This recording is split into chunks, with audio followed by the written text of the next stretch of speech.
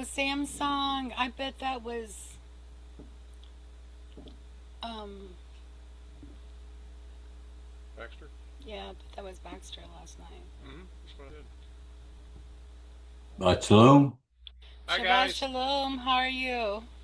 We're hanging in there, doing well. Oh Uh, good. so sorry for your loss. That's That was quite a Her- shocking find. Yeah. yes, yes, brutal, brutal. But she had been dragged. Somebody dragged her onto the pad so that we'd find Wow. her. So we don't know if it was, maybe Cuz or uh, maybe One Baby of the Gray other might have done cats. it. I mean, we don't know, but somebody did drag her to the pad because she had already bled Mhm. out. Yeah. So Tough. it's, and you could tell by the way she was laying, she was dragged. So, but I didn't see her yesterday morning, and Okay. I told her, I says, more I thought about it, I never saw her at all yesterday. And she's Huh. in the yard all the time. I mean, she stayed in Yeah. the yard. Yeah. And But she was killed this morning. yeah, it was, yeah, she wasn't stiff yet. Okay. But, so we just buried her beside Rosie. There, right, right on the side of where we feed everybody. Yeah. So, Hey, I wanted to thank you for last night for putting in that prayer request for us because we need that for about the place. Appreciate you on that. Um, how's that, how's it going? well, we're flying to Virginia on Wednesday, and Okay. that's the 24th. We'll be returning the 30th, and hopefully by then we have something pretty solid about knowing, have a place, and then we know what we can bring, what we can take, Hmm. all that stuff. So Okay. yeah, that's where we're at. So yeah, last weekend we were down in Arkansas, our friends Randy and Jeanette, and got one day of fishing and caught some stripers, wore me out. They weren't even big. Biggest one I caught was 8 pounds, but boy, they fight so Oh yeah, much. eight. And then you got that big umbrella rig. You're pulling that big umbrella rig and everything, and just, but it was fun. It was a blast. Or is And then I went usually up and call them saw. I usually call them chandeliers. 'Cause that's what they look like. Yeah, yeah, that's what they look like. You don't want to lose one. They're about 75 bucks a piece. You don't want to snag one Gee, up. no, So, they're not that hard to make. anyway, then we went up. I suppose you could make them. Yeah, we went up and saw Lando and Libby at their house on Friday afternoon. Oh, so that's what you meant about her peach pie. Yeah, she had peach cobbler, and it was fantastic with a little ice cream and coffee. Oh my goodness. They got a really neat little place up there that he built. He's a builder, Mm-hmm. and they're just the neatest folks. Yeah, they didn't know us from except on from here from Zooms, and just welcomed us in, and now we know that we could drop in anytime. No big deal. Yeah, come on in. She tried to feed us supper, but we had had a big lunch, and we wanted to get back to down to the lake. So before dark. So, but yeah, we had a good time. It was good. It was a short trip. Nita and I, we went down Thursday, got there Thursday, late afternoon, early evening, and then came home Sunday. It was Friday and Saturday. So happened to be free fishing weekend in Arkansas. I mean, I would have bought a license. I don't go out without a license, and I could have got a one day for 15 bucks. And it's so easy. I've done it before online, get 3 day usually. Just Mm-hmm. online. Blah, blah, blah. You got it. It's on your phone. So, and Randy looked up and he says, "No, it's free fishing weekend." And I said, okay, good enough. Sign So, up. yep, let's I can go. I can remember when I bought my lifetime license. It Yeah, comes like a little credit card looking thing. But I right. told her, I says, I guess that's my rite of passage to old age. Is I just you get your lifetime fishing Yeah, license. I mean, within 6 years it right. pays for itself. Oh, sure. I mean, Yeah, because I got a free lifetime here in Kansas with my Native American ID. oh, okay. So, and I was fishing, hunting, and fur harvesting, and I don't do those anymore. I got tired of killing things. Even just fishing all these stripers, we just released them. Yeah, that's what I do. I just catch and Yeah. release. No, unless it's a gill catch or and sometimes in the summer it gets really hot, they'll fight so hard they don't make it. By the time you Yeah. get into the boat, they're almost dead, you know. So then he'll clean them and they'll eat them. But uh,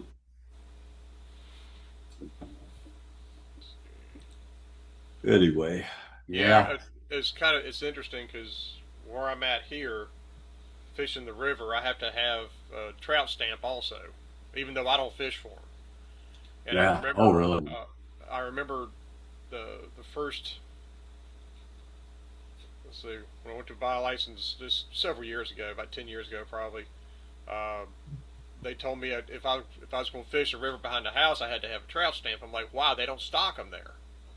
They said, Yeah, well, they're stocked in the creeks and this, that, and the other. I said, that doesn't matter. I mean, I kind yeah, of pitched a fuss about it, but I was like, ah, screw it. I'll just go ahead and just get one, keep game warding off my back or whatever.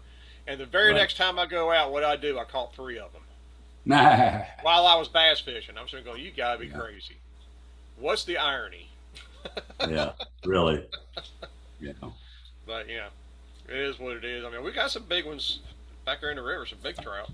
I mean, we've got 4, 5, and 6 pounders back there that I've caught. yeah, Talk about something that'll drag your kayak around.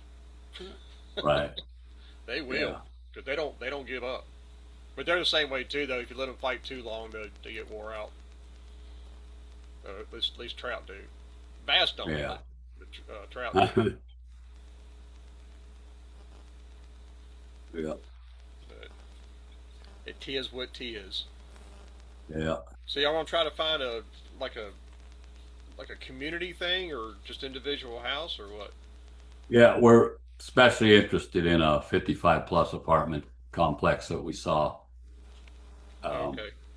I'm ready to let everybody else do the work. You Yeah. know, at my age, I just turned 75 last and June 7th, so Wow. that's you know, So is it like apartments or is it more like townhouses? no, it's apartments. It's definitely Oh, okay. apartments. Yeah, they're nice. It was built in 2020, so not that old. There is another one in town, but it's a little older. It was built in 1850 something, and it was a hospital, and it housed both the South and North and South soldiers during the Hmm. Civil War. It's pretty old. And they got big steps going up the front. I don't know. Maybe they have an elevator in the back or on the side, because it's for a 55 plus. You have to have some amenities like that. But Yeah. Yeah. but and funny thing was, it was only a couple 300 cheaper than this brand new place that has big exercise room and equipment and stuff to do. A lot of stuff to do. Yeah.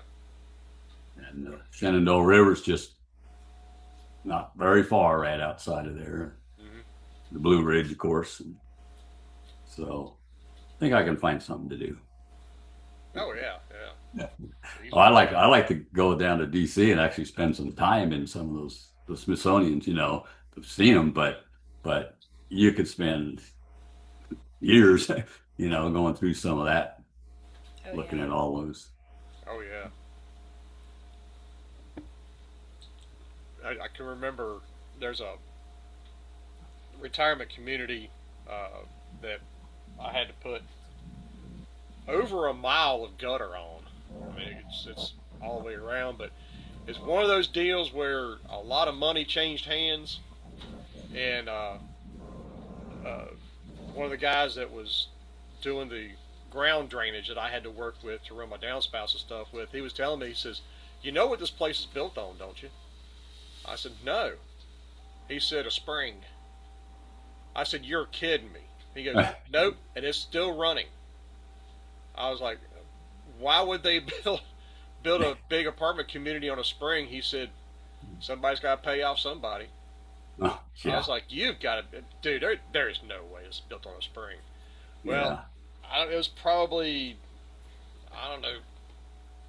I was there close to a year, and there towards the end, they asked me to replace a piece of gutter because they said it got bent. And I was going, how do you bend a piece of gutter? Yeah. Well, I went to the area where it was the building was together. It was like you had a pitched roof and then the siding, and then there was another part of the building right below it, and it had sunk 3 or 4 inches, and it pulled the gutter out of whack. And I was starting thinking, why would it sink 3 or 4 inches? And that's when I started remembering the guy said it was built on a spring. Right. Oh, okay. And that's what it was. That the whole thing was shifting. It Yeah. wasn't even a year. I mean, they hadn't even finished building it yet. And we had. Oh, it's outrageously expensive too. Outrageously. Oh yeah, expensive. yeah. My mom's next door neighbor. They bought an apartment there, and I was kind of like, I don't think I want to buy an apartment there at that place. And I can remember having to go. I went with a guy to check on a leak, like a couple years later, 3 years later, something like that. And a buddy of mine was the head maintenance guy there, who I didn't even know he worked there. We got talking, and he says, dude, he says, we are consistently replacing drywall in this hallway. I'm like, why? He says, mold. I said, do you know what's under this place? He goes, I said, a spring. Right. He goes, well, that explains a lot. He says, because we have to replace the carpet just about every year. Wow. I was like, well, when you pay off inspectors, you get what you want, That's had to have been how it happened, because nobody in their right mind would allow somebody to build something on a spring. No. At least without trying to pipe it out. But even then, you're relying on the piping to keep it dry. Yeah. Sure. So, Oh, cool. I don't know. That's just, Morning. Yeah. it is. Morning, Dave Tyler. Sorry about last night. Hey, good morning. The gremlins were in the machine. Yeah, for sure. I had to get a new phone, and that made all my peripherals stupid. I couldn't get anywhere. Well, my PC died. The one I usually use, the PC died, but I figured out the iMac, so it's working pretty good. Yeah, well, that's good. Yeah, it was okay last night. Yeah, yeah. My actual Zoom meeting cut off twice, and Patty's didn't. So I don't know. Yeah. I don't know what that was all about. We finally did get on the phone. We'd never used the phone for Zoom before, but we finally got on it and sat there huddled over the phone and watched the whole thing. So. Yeah, it was okay. It was James Tabor was texting me saying, he was going to get on, but his daughter came over because he wanted to talk about this. And I'm like, well, James, priorities, you have your daughter, but you don't have us all the time. And then the other one is Karen, Oregon Freebird. She Right. had stuff that she had to deal with, so she texted me, and it was okay. So, Yeah. and I don't know if I stopped Libby from coming on with there was a tablet, because I'm a little concerned about the hacking. I let the two hackers in that week, and so this one comes on with a number, and then it says .tablet, and I'm like, please tell me who you are, and they never answered, so I just didn't let them in. I mean, I just don't know. Libby's always comes up with her name. Yeah. Libby was trying to get into this one yesterday. Oh, okay. Wrong. She had it mixed up. Times mixed up. Yeah. Hey, I got a good one for you, Dave. Oh yeah. Well, I told her I was saving this black shirt to wear today because I had something for you. See if you What? can catch this. Black Sabbath. That is funny. You're gonna offend some people now. Hey, what? Y'all lost a cat last night? Patty said. Yeah. Yeah, little mini me. She probably wasn't even 5 pounds. She was so tiny, and we found her on the. She was smaller than this one. This one's pretty small. She's just a little bit bigger. You let her out? You let him out? I didn't know you let him out. No. no, these are We have ones some that outside that we feed also. live outside. Yeah. Oh, like our cats that we have out there. Okay. Yeah. Yeah. And we found her on the pad with her head ripped off. Oh my God. And the only thing we could think of is one of the cats dragged her and put her on that pad because she'd already bled out. And there was no blood on the pad, and she was in a position like she was dragged.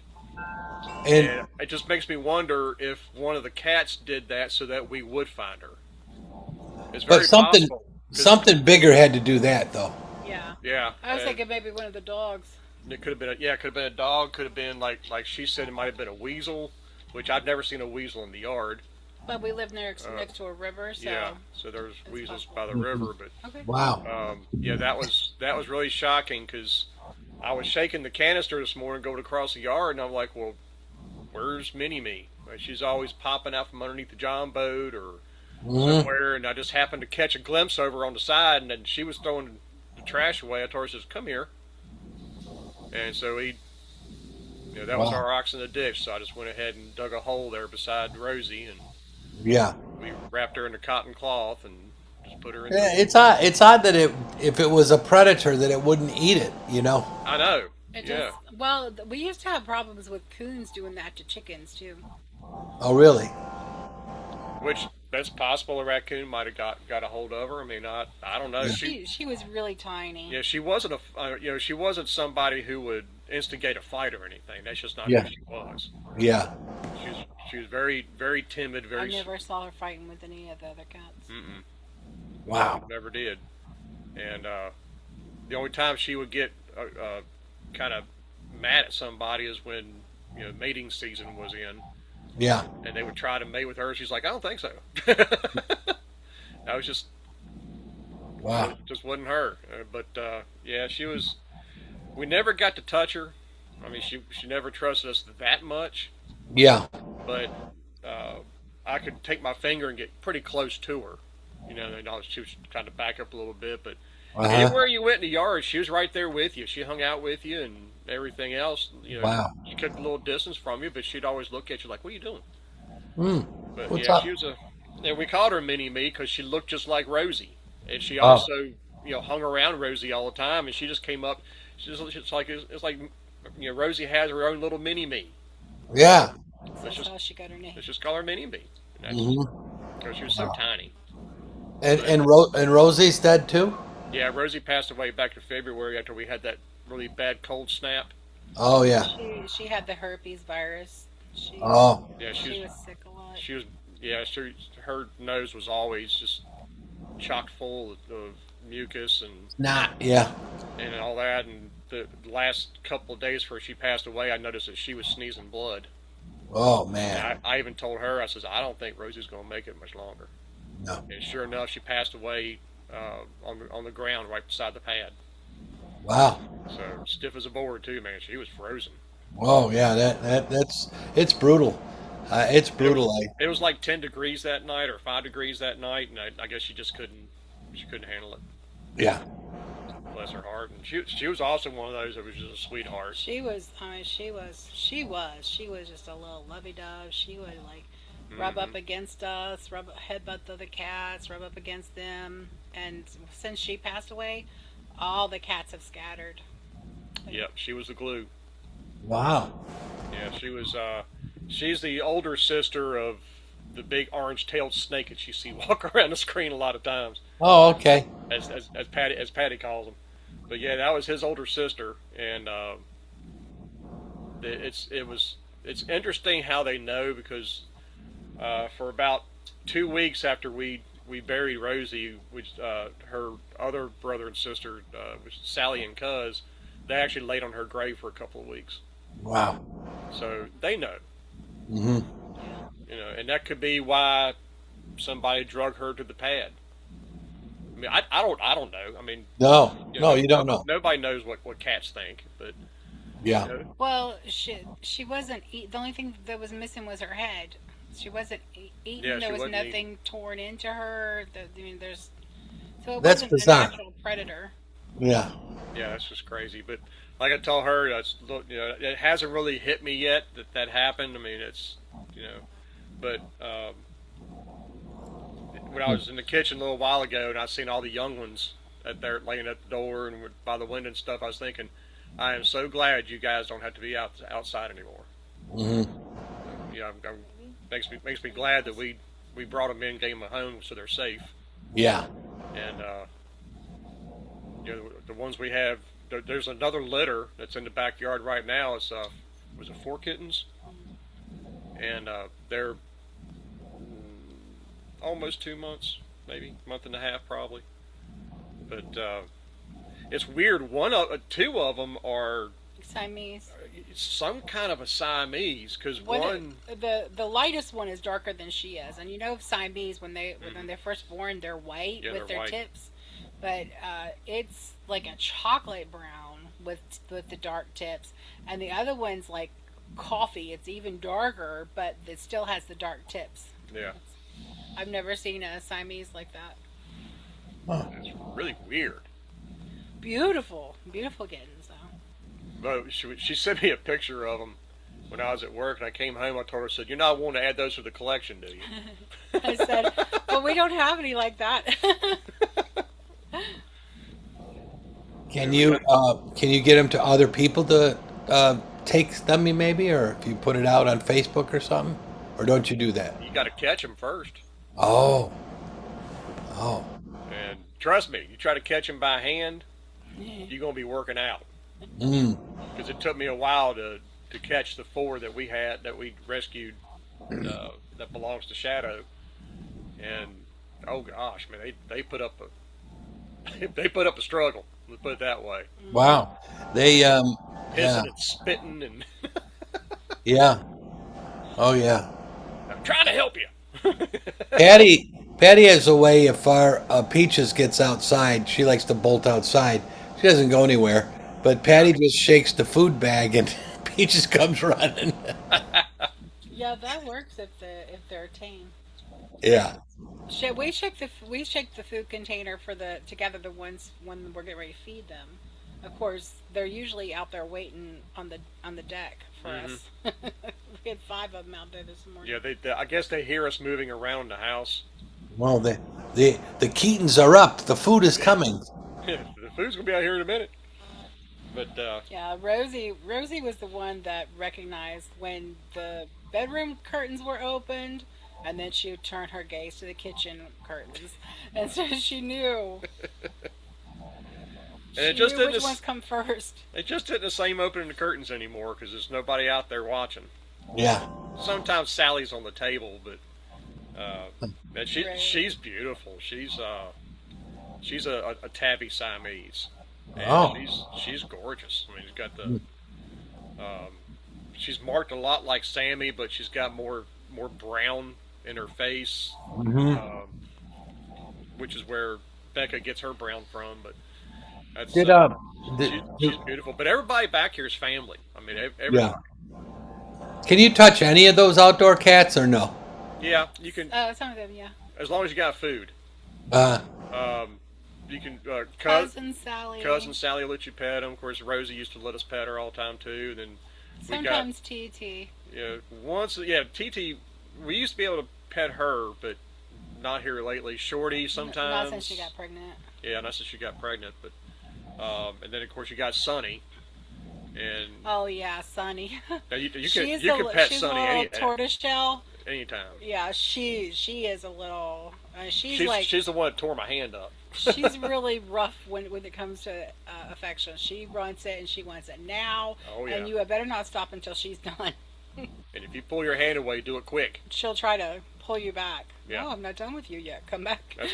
That's how she grabbed a hold of my hand and put those big 4 holes in it because I was pulling my hand away going back to the building back here. She's grabbing my hand like, no, you're not.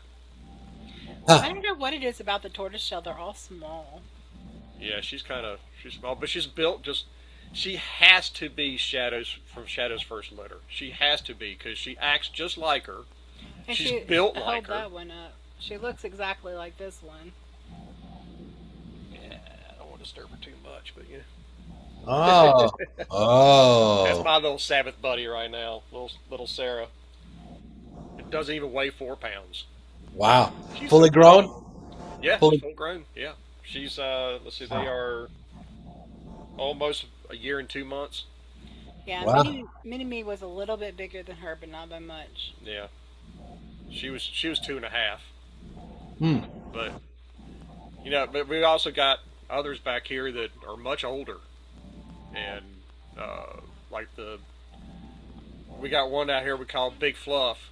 He's an orange tabby, but he's built like a Mancoon. Oh my God, they're Uh, big. but well, not. I mean, there's different sizes of Mancoons, Right. but he's not real big. I'd say he's probably what 12, maybe 15 pounds. I mean, he's a pretty stocky dude, but I think he's the grandfather of everybody Oh. because he's got some age on him. You can tell it in his face. He's got age, and his markings are just like Gideon's, and he's got the white tip on the tail, and that's probably Bull's daddy, I'm sure, because Bull is the daddy of everybody else here. So I would say he's probably the granddaddy. Now, as far as there's another one back there too. That's a gray, like a gray tabby, but he's bigger than that one, Wow. and looks like a Maine Coon. And that could also explain why some of the kids here have got big front paws. I mean, Gids is like about that freaking big, Hmm. and he's just an average size, cat and everything. So, Shadow's got the same thing too. She's got huge paws, Hmm. and so it just kind of makes me wonder if maybe some Mancoon in there or something. It's hard to tell because all cats are mutts. Well, Kirby So Kirby is part Savannah, so yeah, and he's just like the normal sized cat. yeah. Well, he's several generations down too, but because they're also pretty good sized cats, the Savannahs. Oh yeah. But yeah, he's got. Let's see if I can Yeah, he would used to take off. I mean, he could jump straight up vertically and touch touch the the 8 foot ceiling.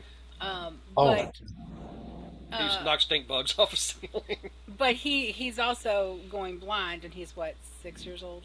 10 years Oh. old. He's 10 years old. Oh. It's Yeah, going blind. it has to be genetics. But this is the. Let's see if I can get this to come up here. That is the. Oh man, I see it. Yeah. I can't. It won't stop glaring. There it is, right there. Yeah. Big orange tabby. Yeah, that bowl is about 10 inches in diameter, so it gives you an idea how big he is. Wow. Yeah.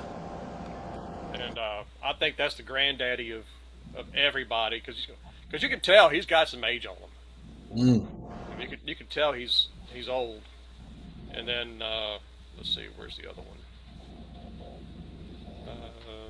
The other tabby. Outside kitties. Here we go. I think he's on this But one. Kirby, he used to like take off in the living room, and he would run sideways down the wall and jump off into the bedroom. Wow. Yeah, we got 15-foot long walls, and he can run the whole thing sideways, Wow. Yeah, it's like vertically, just and then jump into the kitchen about a good 10 foot before he lands. It's like holy cow, dude. Yeah. Yeah, he can't do that now. Wow. Well, where's the one that I was trying to find? Because it's him and Sally together.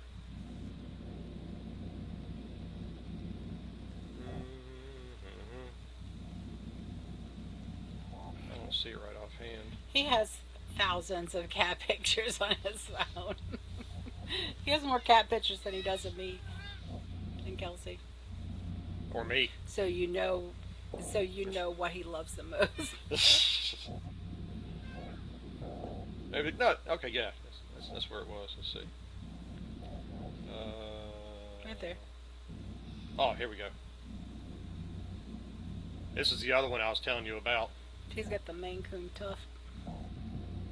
Oh yeah. Looks Maine Coonish. Yeah, he is he's Becca's daddy. 'Cause that's her mom right there. That's Sally, the one I told you is the Oh. tabby Siamese. But that was during mating season, and I don't think she wanted any part of that again. So, but, I mean, he's beautiful. Yeah. But I'd say that's probably Big Fluff's kid. Uh I huh. mean, he's not quite as old, but you can tell he's got a few years on him. Hmm. But that orange one, that big fluff though, I would say he might be 8, maybe 9 years old, probably. Yeah. I mean, it's possible for cats to live outside that long because uh, the one at work that lived in the alley night, he was 12 or 13 when he passed away. Wow, that's old for outdoors. For an alley, yeah, Yeah. it's I don't got know. foxes and coyotes, all kinds of stuff back there. I mean, it's not unusual to lose a kitten, you know, every few months or something. Wow. So what they did they She said Peaches weighs 16. oh gosh, but She She's doesn't look that big. she one made big them. kitty. They have Colin had made a house, like a little shelter house, to put back there in the bushes. So when it rains or it's cold or whatever, you put carpeting in there so the cats can stay warm. And I don't know, sometime late last year, um, there was a tortoiseshell um, and a black cat that disappeared, and Sheila found a blood-covered blanket in that little building. Oh man. And so apparently something got in there and killed both of those cats Wow. and drug them off. So Colin took it back to the house and made an exit door. So that way, if it happens again, they got a way to get out. Wow. So you don't know until it happens. And No, I was even telling her the other day, there's one that we call Monkey because she looks like a monkey in the face. I'm not kidding. She really does. But I told her the other day, I said, I haven't seen Monkey in a couple, 3 weeks. She says, we haven't either. I'm like, yeah. I had an uncle that looked like a monkey. And my dad would just, we were little kids, we go over, his name was Gabe Marcassani. And he was bald, protruding, lower, and his eyes were close together. My dad would tell us, so my dad's like, you better behave when you hear it, but Uncle Gabe, he kind of looks like a monkey. And then my dad would scratch his underarms, and I'm like, Dad, you're setting us up. And, oh, God, that's we funny. we had to sit there while he's talking to him, knowing what he just said. He had a very monkey looking face. I mean, it just did. The way the around the mouth kind of came out in a little, like piece of like a lemon or say a grapefruit. Would I mean just the way they all look, and I'm like, holy cow!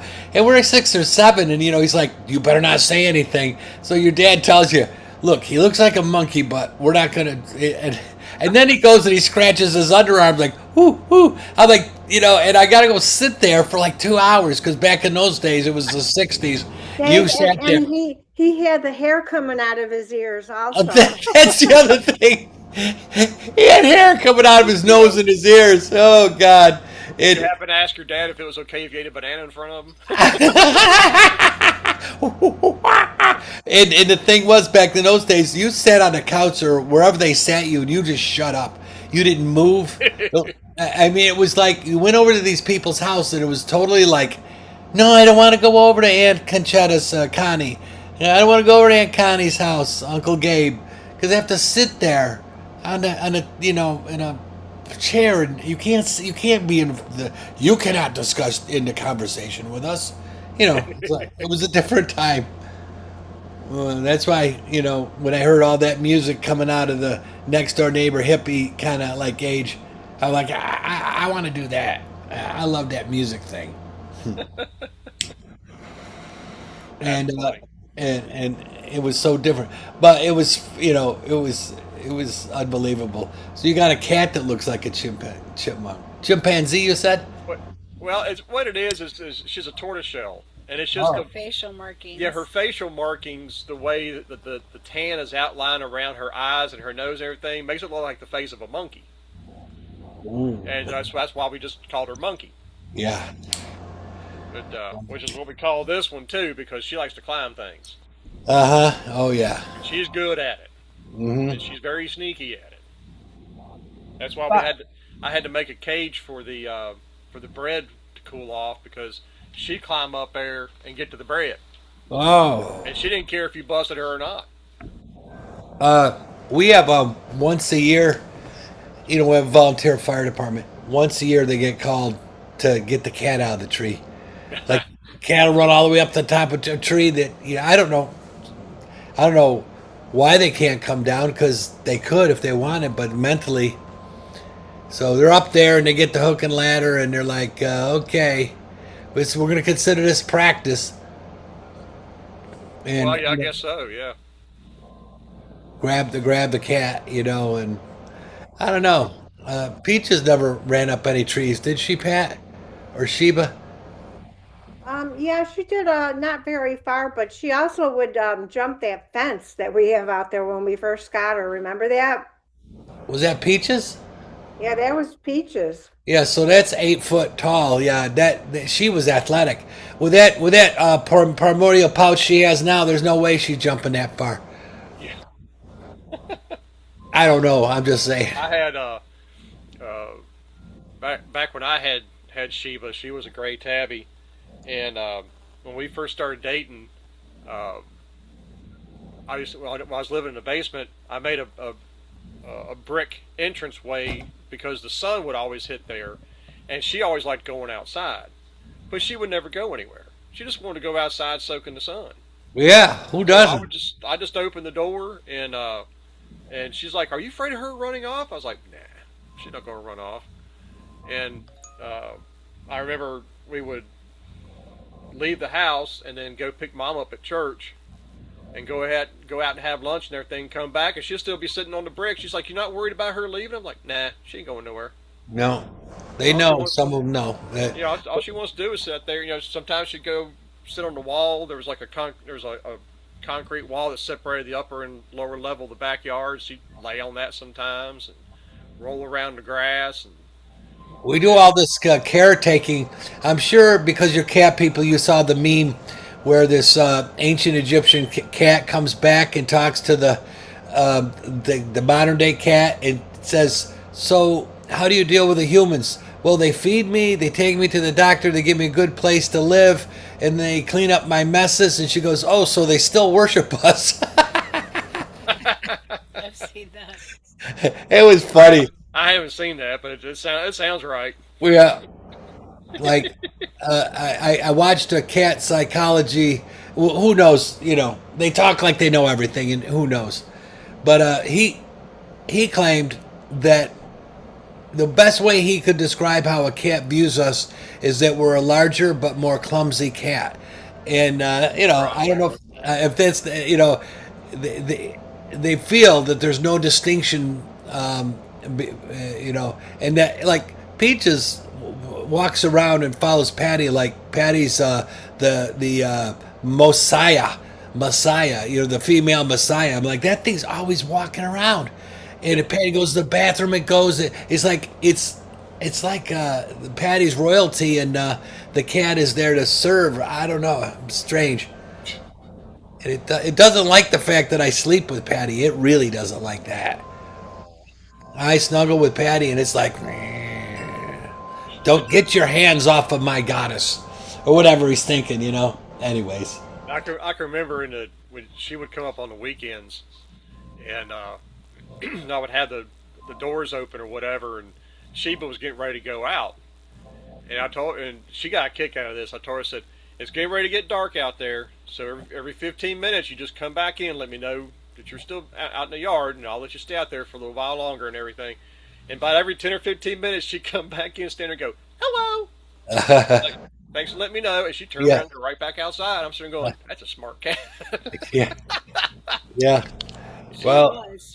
She do quite a few words in English, and she would be able to say them back to you. Like Yeah, you could have a conversation with her. I could carry on.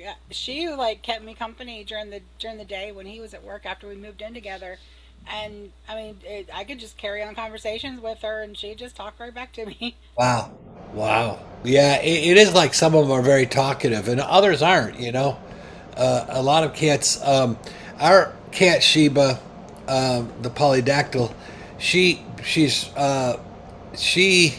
would not she would not meow or anything hardly. Remember that, Patty? And she got locked in a drawer once. We had a big drawer that we left open. And we were cleaning, and she was at the back of the drawer. You know, it was like a cabinet. You know, and we shut it, and we didn't see her for like a whole day. And we're like, where did the cat go? And and finally we just opened it up, and she comes running out, and you're like, my God, couldn't you do a meow? Give us a little, meow. So we would. It was in our kitchen. She was in our kitchen. We were out there looking around the neighborhood. Patty's crying, making flyers. Aw. And then once she went under our deck, we didn't know it, and we thought, oh, she's gone. And I think it was 2 days, wasn't it, Patty? 2 days or something like that. And she just walks out from under the deck, like, wow. And then we made her an indoor cat after that. Well, it's like when Gideon got out. He was about not quite 3 months old. He was following me out the house when I was going to work, so he did. So it was dark. I didn't see him, and he was gone for a couple of days before I was able to catch him again. And but came in the next day, and my buddy at work telling me, he says, "Well, don't you have like stainless bowls that you feed them?" And I was like, "That you feed them with?" I said, "Yeah." He goes, "Well, and you rattle to get their attention in the house." I'm like, "Yeah." He says, "Well, why don't you go outside in the street and rattle those so he can hear them?" I looked at him and said, "I am not going up and down the road like Monty Python, clicking two empty ears of coconuts together like I'm riding on a horse. No." And he started laughing. He goes, "I didn't think about that." I said, "Come on, man." I said, I can hear me now. Yeah. Yeah. No.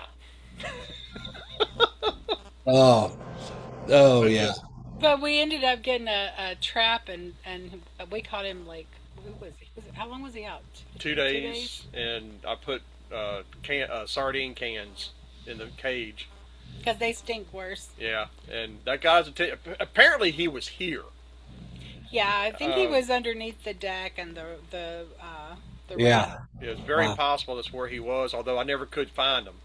But his brother would sit in the He front was window tiny. and just like stare at the front window like all day long. And I said I should have listened to him because he was trying to tell me he's out here. And I mean we used to have a little bed in front of the TV, and Sammy pissed in the bed, and I mean he was mad. And then when Gideon came, when we brought Gideon back in, he wouldn't have anything to do with him for about a week. And that's how mad he was. Wow. Them two boys are tight. And they still are. Yeah, they still sleep cuddled up together. Mm-hmm.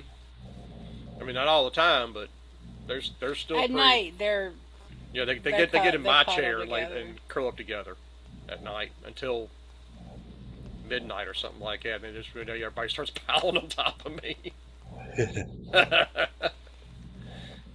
It's me they pile up on. And you gotta watch out for Gid, man, because I don't know if you can see it right there. Oh. Yeah, The red yeah. mark, it's where he likes to bite you. It's a friendly bite, though. It's a friendly Yeah, bite. it's his little love nibbles. But man, when he does me, he's like, ow, Yeah. dude. Yeah, he does it to me too, but he doesn't bite down on me. But him, he Me, like chomps on. take a piece of me out of it. Or All something. of them are gentler with me than they Yeah. are with you. Yeah, yeah. They know the difference between male and female, too, I'm sure of it. Well, Yeah. they're a lot smarter than most humans today. Yeah. This is the first time I ever had Sarah as a Sabbath buddy. Whoa. Well, that's good. I feel special. Yeah. Help you to cease in the work. Usually it's Jonah that does the. Michael used to lay in my lap too on Sabbath, and he stopped doing it. They still pile up on me in the mornings, but where's that one? AI could be a beautiful thing, Uh-huh. and we're always talking about how Jonah, he doesn't meow. He has one volume. He sounds Yeah. like an air horn. Yeah. Only outdoor voice. He only has an outdoor voice. So I made that.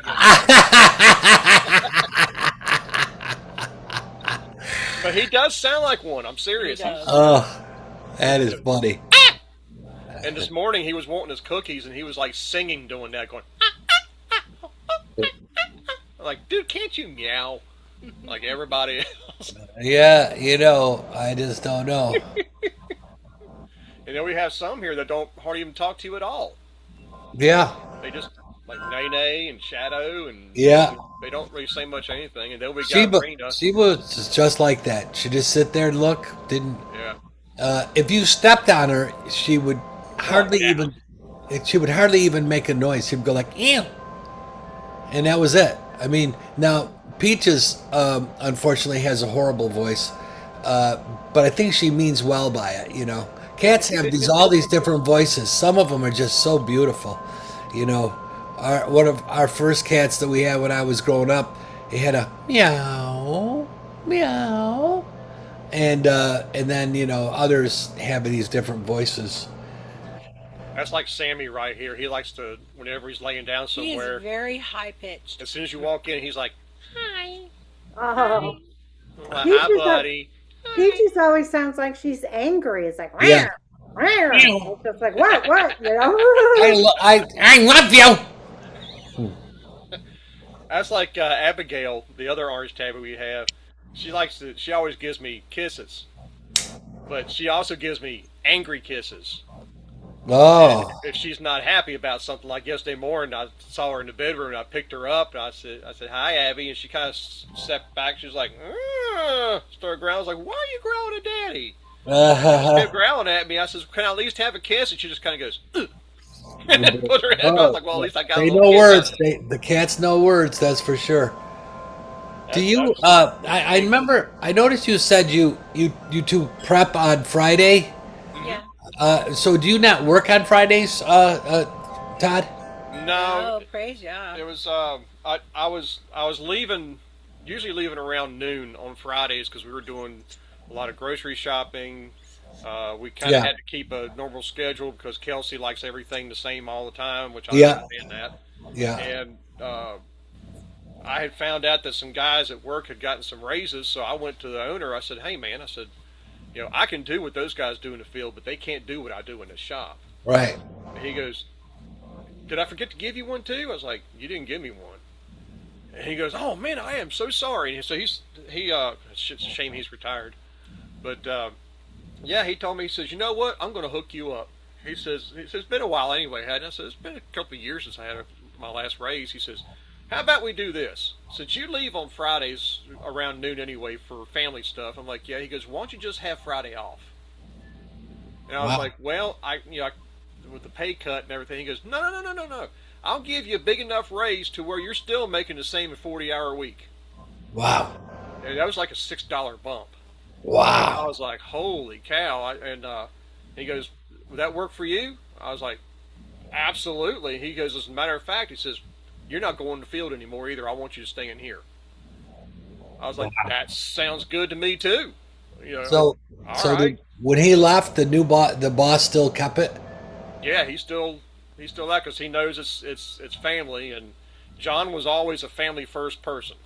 Yeah. If he was always, your family comes first no matter what. If you need the day Yeah. off, take the day off. Wow. That's That's the way he great. was, and uh, it still pisses Tony off that I'm off on Fridays. Tony's the Oh. one that bought his share. Yeah, Tony's the one that bought John out Oh. on his share of the company, Oh. and yeah, he doesn't like the fact that I'm out on Fridays, and I'm like, dude, I said, nobody needs anything. Yeah. I mean, good grief! I said, when I come back in Monday, there's no work orders on my toolbox or Right. nothing. Yeah. Yeah. You're like you got to work double speed now.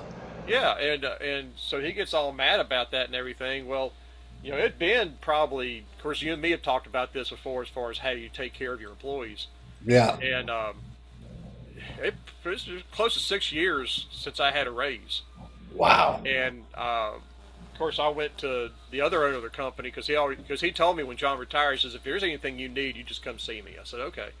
Even though he's no longer an owner. Well, Lee is Lee owns 51%. Mm. Tony owns 49, so he Ah. still is over Tony. Oh, And even though so he doesn't work every day though. uh, Lee's there just about every day. Yeah, Oh, okay. he's in the front office, but I went to him about a raise. This was last year, and he goes, "Well, I don't see why not." He says, "We're about to do the reports for the year at the beginning of the year." He says, "We'll do that, and I'll get with Tony and Walter and about doing that." I said, "Okay." Well, I never heard anything else. Although Tony did come out there and cuss me out for going to Lee. Oh, He goes, "You're supposed to come to me." I said, "Dude, I wasn't even thinking about you. It was programmed in my head because Lee told me if you need anything, come see me." And I said, "And I knew if I came to you, it'd be useless anyway." yeah. Ho, ho, ho, ho. Well, because he knows. And he says, He "Well, knows they've had an adversarial relationship the whole time that He's- Tony's been there. yeah, we used to fight like cats and dogs. I mean, Yeah. there's several times we had to be separated. Wow. Now I just deal with it with a grin and just let it go, man, because Yeah. it's Well, obviously, so much less stressful. he's an owner, correct? So, He's one of the owners. Yeah. yeah, He's never swung a hammer, but he's part owner of a roofing company. yeah. But the deal I was going to tell you though is that for certain you must be valuable, or he would ask for you to be fired. Oh yeah. You know what I mean? But That's the thing. But the thing is, he never lets me know. Now, there was they did give everybody raises finally, but after 6 years, what did I get? $1. Wow. $1. The other Latinos in the field got $2. Oh.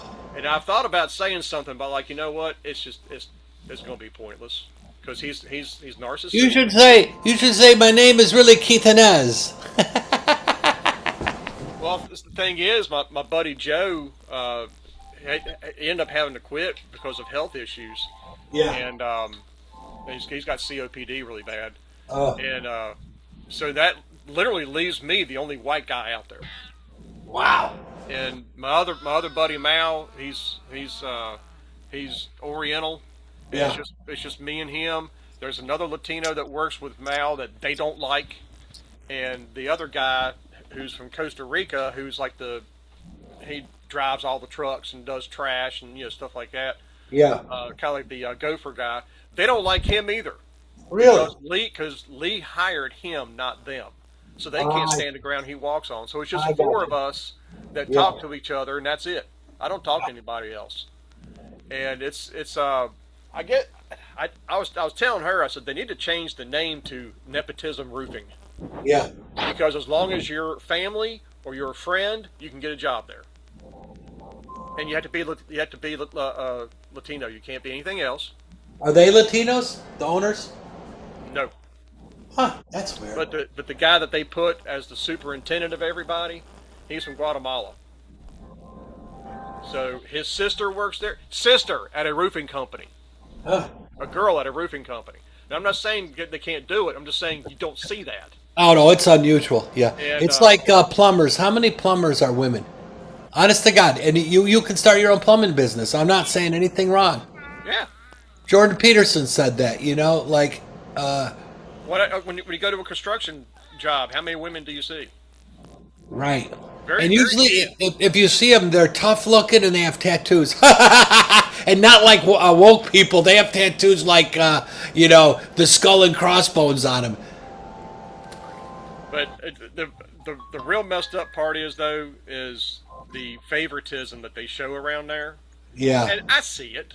Yeah. They think we don't, but we all see it. And like his sister gets all the easy stuff, Yeah. and she can also work whenever she feels like it. So some days she might not come in, Yeah. and nothing's ever said. Let one of us try that. Yeah. Not only that, I just found out a couple of weeks ago that Walter gives his people an hour for lunch. Yeah. And I was like, whoa, we've always been a half hour. Of course, I don't take lunch, but I'm just kind of like, that's messed up. Yeah. Because I asked Mal, I says, when you and Choo Choo are out there in the field, how long of a lunch break do you get? He goes, a half hour. And I asked Gilbert, I said, when you're out there delivering stuff to everybody, whatever, I said, how long do you get for lunch? He goes, a half hour. Wow. I said, oh, so it's family and friends. Okay, nepotism. I got it. Yeah. I got it. That's messed up. Oh yeah, if they were caught, if there was an audit ever done, that would be brought up as we get audited because we do government contracts and we're in the Right. state of New York, which is more rules than the United States government. And if there's anything that looks like you're being unfair or fair or whatever, you're they'll write you up on it. You know what I mean? So we have Jolene. We went and got a code of ethics and an employee handbook, and we had lawyers look at it because you just don't, And then the rules change every year, and then we got people in different states, and there's different rules. We got a Right. guy in California. He cost us 12% more per job because of all the extra stuff we have to do for him, and it's not his fault. It's just Right. California. You know what I mean? Right. And Colorado. So New York, most states require that you give 40 hours of sick time. In Colorado, it's 48 hours, and it comes out of our pocket. You can't charge the customer for that, you Yeah. know. And so all those things. And That's crazy. on our government contracts, yesterday we had to give Juneteenth off. It's a government contract. I never heard of that until Black Lives Matter started.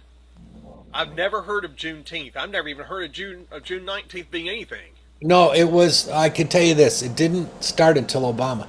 Yeah. Yeah, and the issue is it was all when the talk of reparations and all that was going on. That's when it kind of came out, and I, um, I don't know if I said it last night, but did you ever see the Rob Schneider joke about LGBTQ plus Pride Month? It's No. it's funny. He goes, okay, we have Pride Month. And then we take one of the founding fathers of our country, and one of the greatest presidents of all time, Lincoln and Washington, and we give them a day they got to share.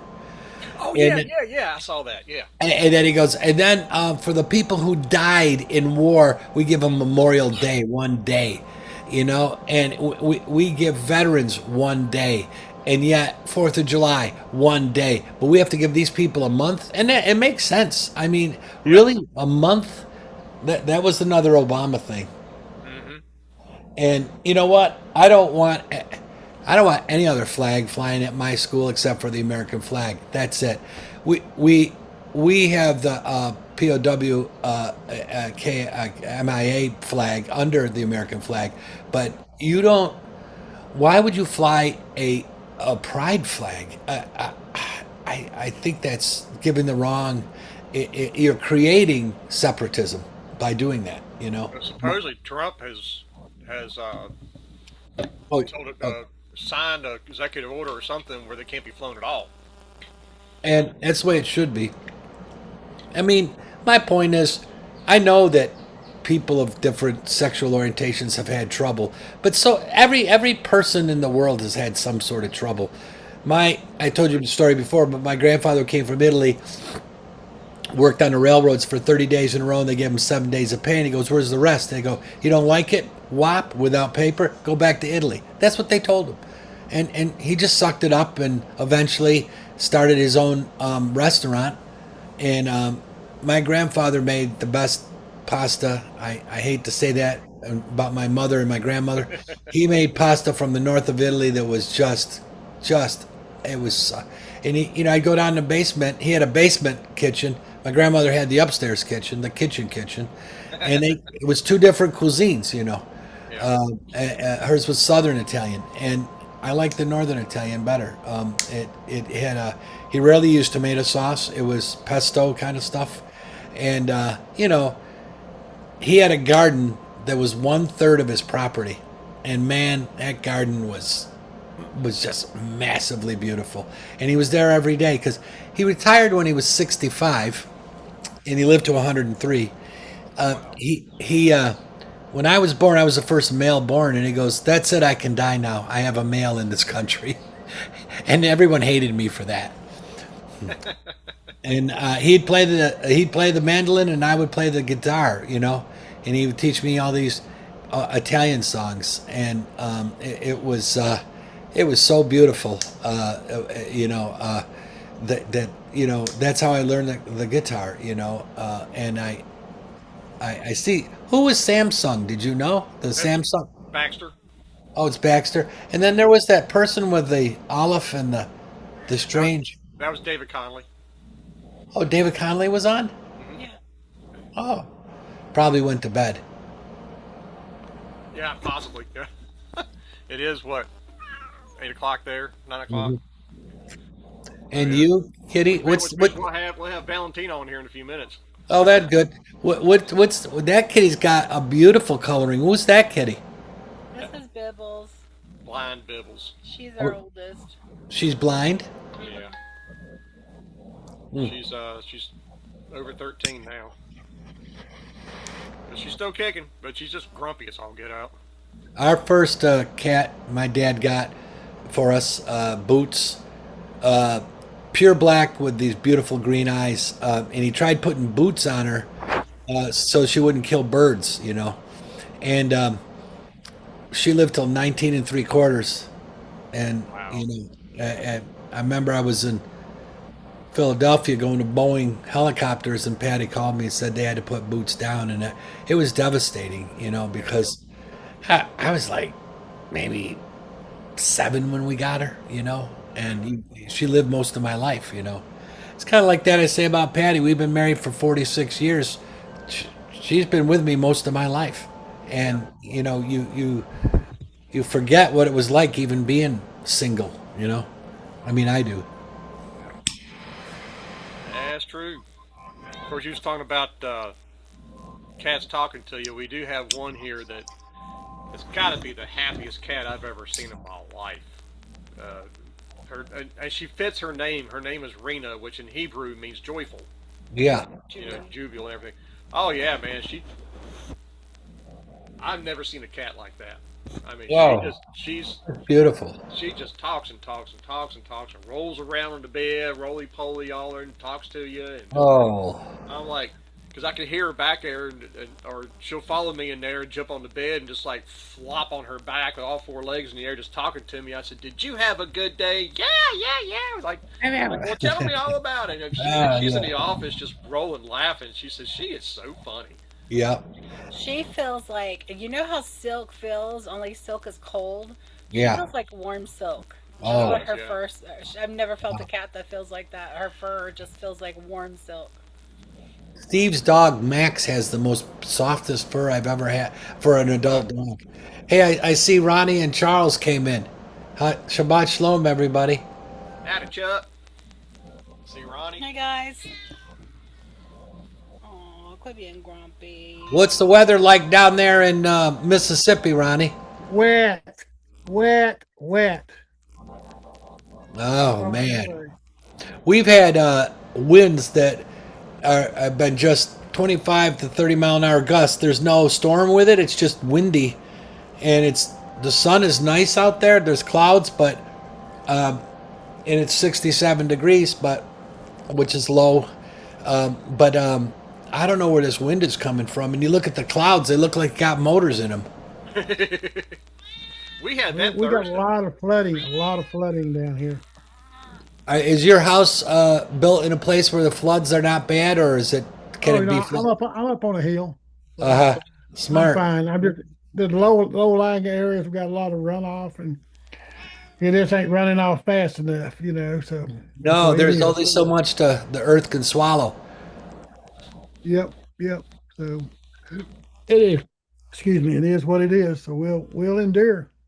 Are you still working for that company that bought you out, Ronnie? Oh yeah, oh yeah. I work just a few hours a week. Oh, okay. That's Make a little nice. extra spending money and stuff like Yeah. that. Did you did you must get Social Security then, huh? Oh yeah, oh yeah. Yeah. Uh, I I've drawn I that get for it. several years now. Yeah. I get Social Security, and next year Patty will. So it'd be nice to back off a little bit. Yeah, it helps out. You have more free time to do some things you want to do, and you're not stressed by you got to make a payroll or you got to do this, you got to do that. Oh So yeah. Oh, believe me, that's every 2 weeks. well, I know, brother. I did it for 30 something years, so I know God exactly what you're bless you. talking about. Yeah. So, but I hey, think Chuck is retired, right, Chuck? If I'm remembered, or I can't remember.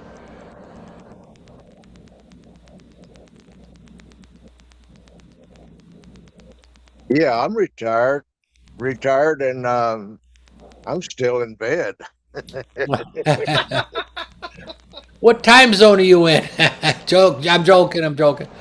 I'm in Central, but my wife brought me a cup of coffee, and I set it right here beside the bed, and oh, that's a good stretch. You'd almost think it Yeah, was a day of rest or something. you would think that the way I act. Yeah, Todd, Oops. Todd, Yo.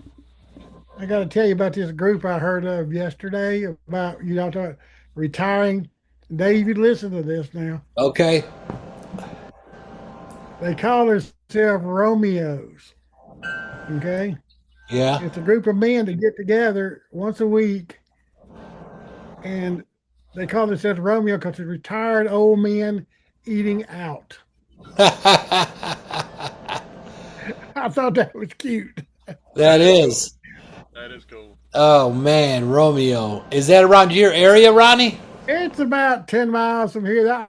I'm not part of that group, but one of my cousins' in laws are a part of that group. I'm like, really? Okay. But that's what they call themselves, retired old men eating out. Wow. So, Yeah, for so me, I I said, think okay, I think dokie. she figured it up. I've got to go all the way until I'm 70 if I want to get the full package. Yeah, I did like Wow. 67 and two thirds or something like that. So, you Yeah, I had to wait. I had to wait till for my full. It was 66 years and 9 months, and the issue is since I'm still working, I wonder if that will add to the monthly payment. Because I'm still paying into Social Security, so I don't know. I don't know how that works. I do know that if you make too much money, Yeah, they'll charge you more Social Security. yeah. There you go. I'm serious. Yeah, I know. If you Yeah, own your own business, if you yeah. draw a lot of money, get ready for it. For 1 year, your Social Security uh, thing you pay in is going to go up for a year. Wow. So, Well, I hope they make it to where they make it untaxable. well, that would help, but it's just the way it is right now. Yeah. So, and when I Yeah, it's sold my not like they company, I didn't had to tax you on that money to begin with. Yeah. do what, Miss I Angel? said it's not like they didn't tax you on that money. It's not That's what like you I'm haven't already saying. paid taxes on it. I paid taxes when I made it, all the social tax, everything I paid. And you get up there and you got to pay extra when you make, like when I sold the company, even then, it caused me to have a real good year. So guess what they did? They charged me for it. So, Oh yeah. but all that's over now. So it's all right. It could be a lot worse. I'm just glad where I am.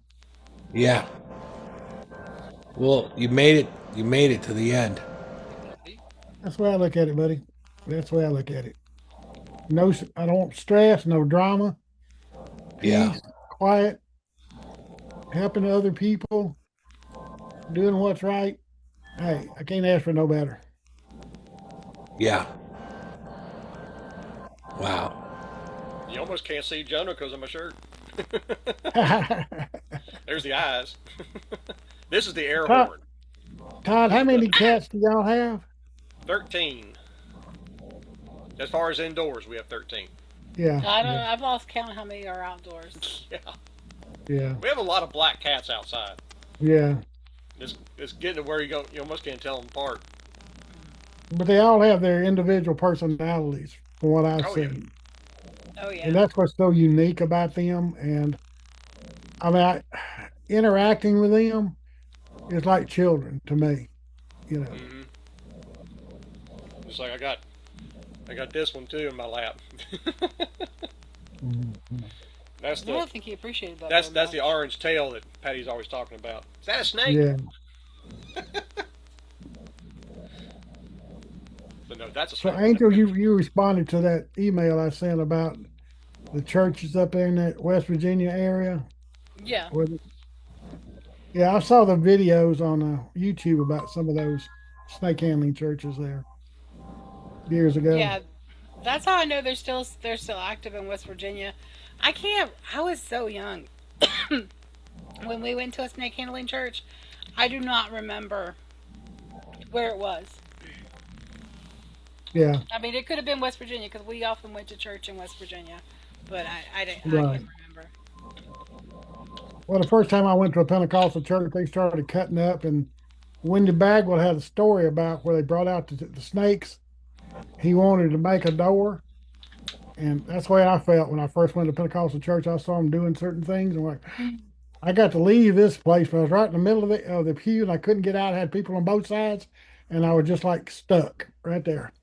Oh wow. So, Oh, that's when you start walking on toes. Yeah. oh yeah, yeah, I thought about that too, but hey, trying to be nice, but hey, it's okay.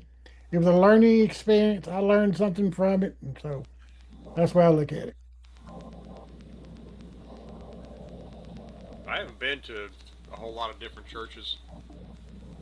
I had there's the one I grew up in. Then I took a hiatus for several years, probably 12 or 13 years, and then 20 years in the other one, and what 3 years probably, Yeah, 3 years. about 3 or 4 Right on. years in that last one that we were in, and that's it. I don't remember really visiting any churches or anything. Uh, So, Dad had Dad had the one that he preached at the lake, but that was like an outside thing. wow, like you guys went to a snake handling church. That's amazing. I thought that would be very rare. My parents did when I was young. I was a little kid. I don't remember. My parents had they were Pentecostal holiness, but they were like the extreme Pentecost, the at the far end of the extremes. Like we couldn't cut our hair, we couldn't wear shorts, we had to wear dresses and long sleeves, and couldn't wear makeup or jewelry or. I mean, it was very strict. Watch TV. We could watch TV, but only certain things. Well, Sounds that's like just you kind of need I to was into. We just didn't have the churches. snakes. Do what, Charles? It sounds like one of those holiness Pentecostal churches. Hmm. Well, that's what her and I both went to something similar, except hers they had snakes. We didn't have snakes. No, We had a few my people parents that were never. snakes. My parents never went to one church for any length of time. We would always get put out because my mom was very Opinionated. opinionated. Yeah, that's a very polite way to put it. We would always get put out, so we never went to any one place for very long. So we would always visit other churches, and it was just a one-time visit. I don't remember. I was so young, I don't remember much about it. I remember the stories that mom would talk about it, but Yeah, apparently her mom didn't like something or whatever. yeah. Yeah. Church. Mom the was fact also very abusive to people who did not believe the way she believed. Yeah, Yes. Yeah. Yeah. that's a sure sign that that's a sure sign they didn't know what they're not open to trying to understand anyone else's point of view, and you don't have to agree with someone else's point of view.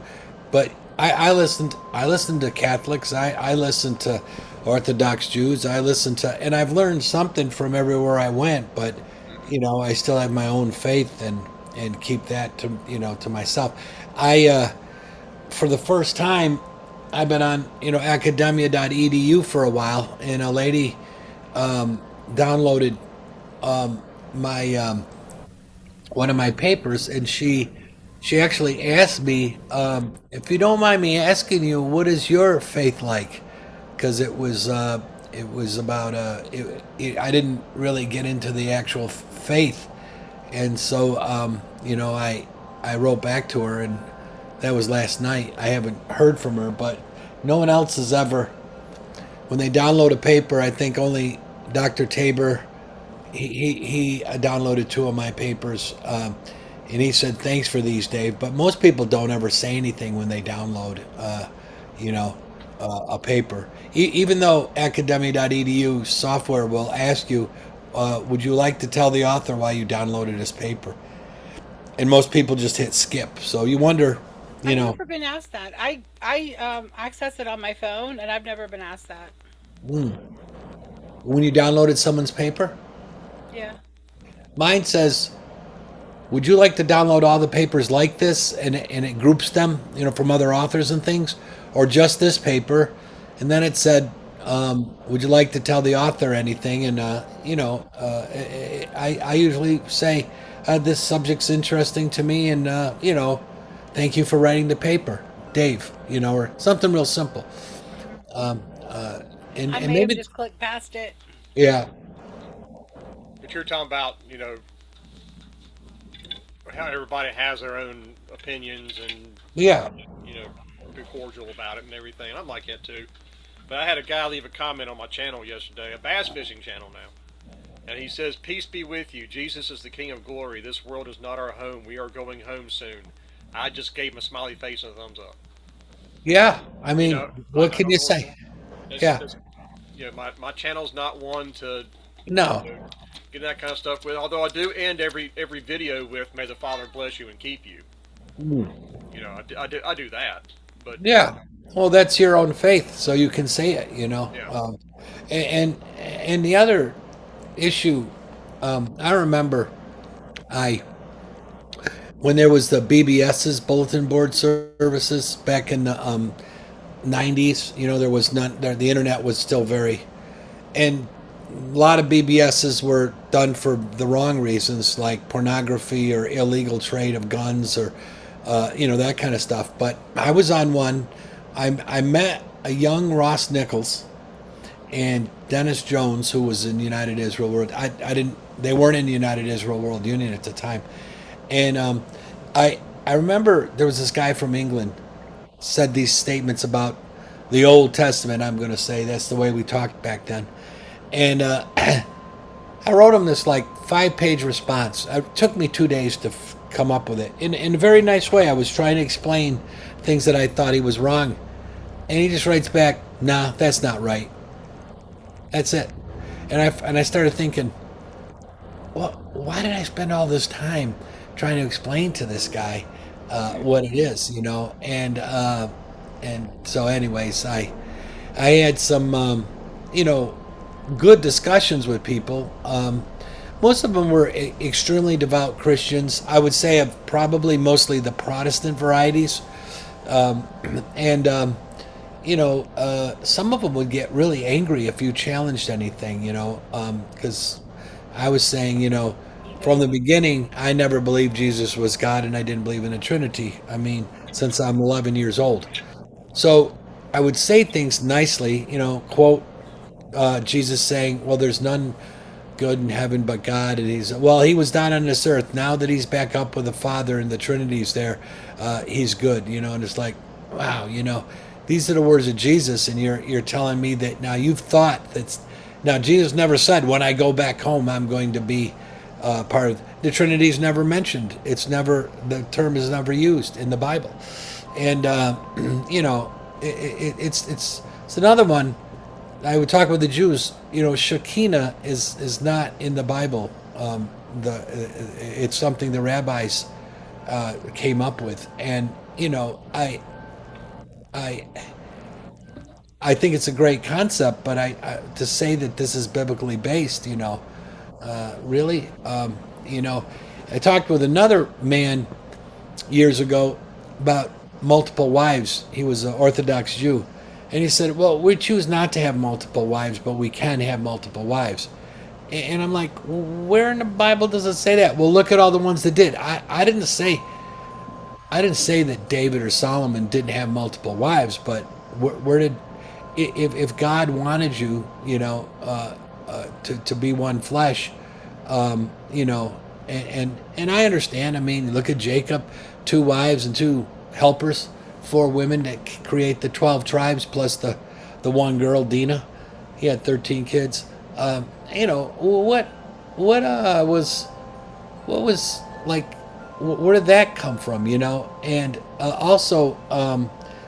Abraham's a good story, with his wife not being able to conceive, and then him having, the handmaid conceive. It was her idea, but they got into fights after that, and then what were they going to do with Ishmael because he was the oldest brother, and causes problems is all I'm saying, and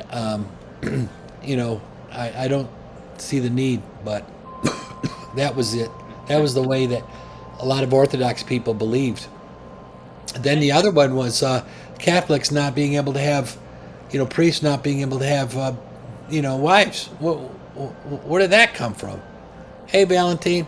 Yeah. Anyways, those were issues that we discussed. Yeah. I think if a man can love one woman well, he's doing good. I don't think it's possible to love more than one person Well, well. and also like on the spiritual travel that Patty and I have gone through for these last 46 years, that it's a lot, my friend, to take. Not only that, if you had two wives, or even more than that, no man would ever live in quiet. No. Oh, Todd, you said that out loud. Yeah, I said that out loud. Yeah, because I just talk all the Oh yeah, time. she's. Oh I'm yeah. just like, talk Or, your or, ear or off. if you can imagine this, I go to bed. It's late. I was working on some work on Thursday night. Went to bed at 1 o'clock, and Patty's waiting for me, and she says, "We need to talk about some things." And it's 1 o'clock in the morning, and I'm exhausted. And the only defense I can say is, "How about at coffee in the morning?" And she usually says yes. Usually.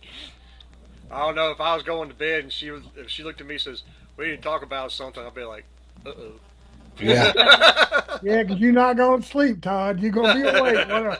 What is she going me to do or something, right? Or how did I mess up?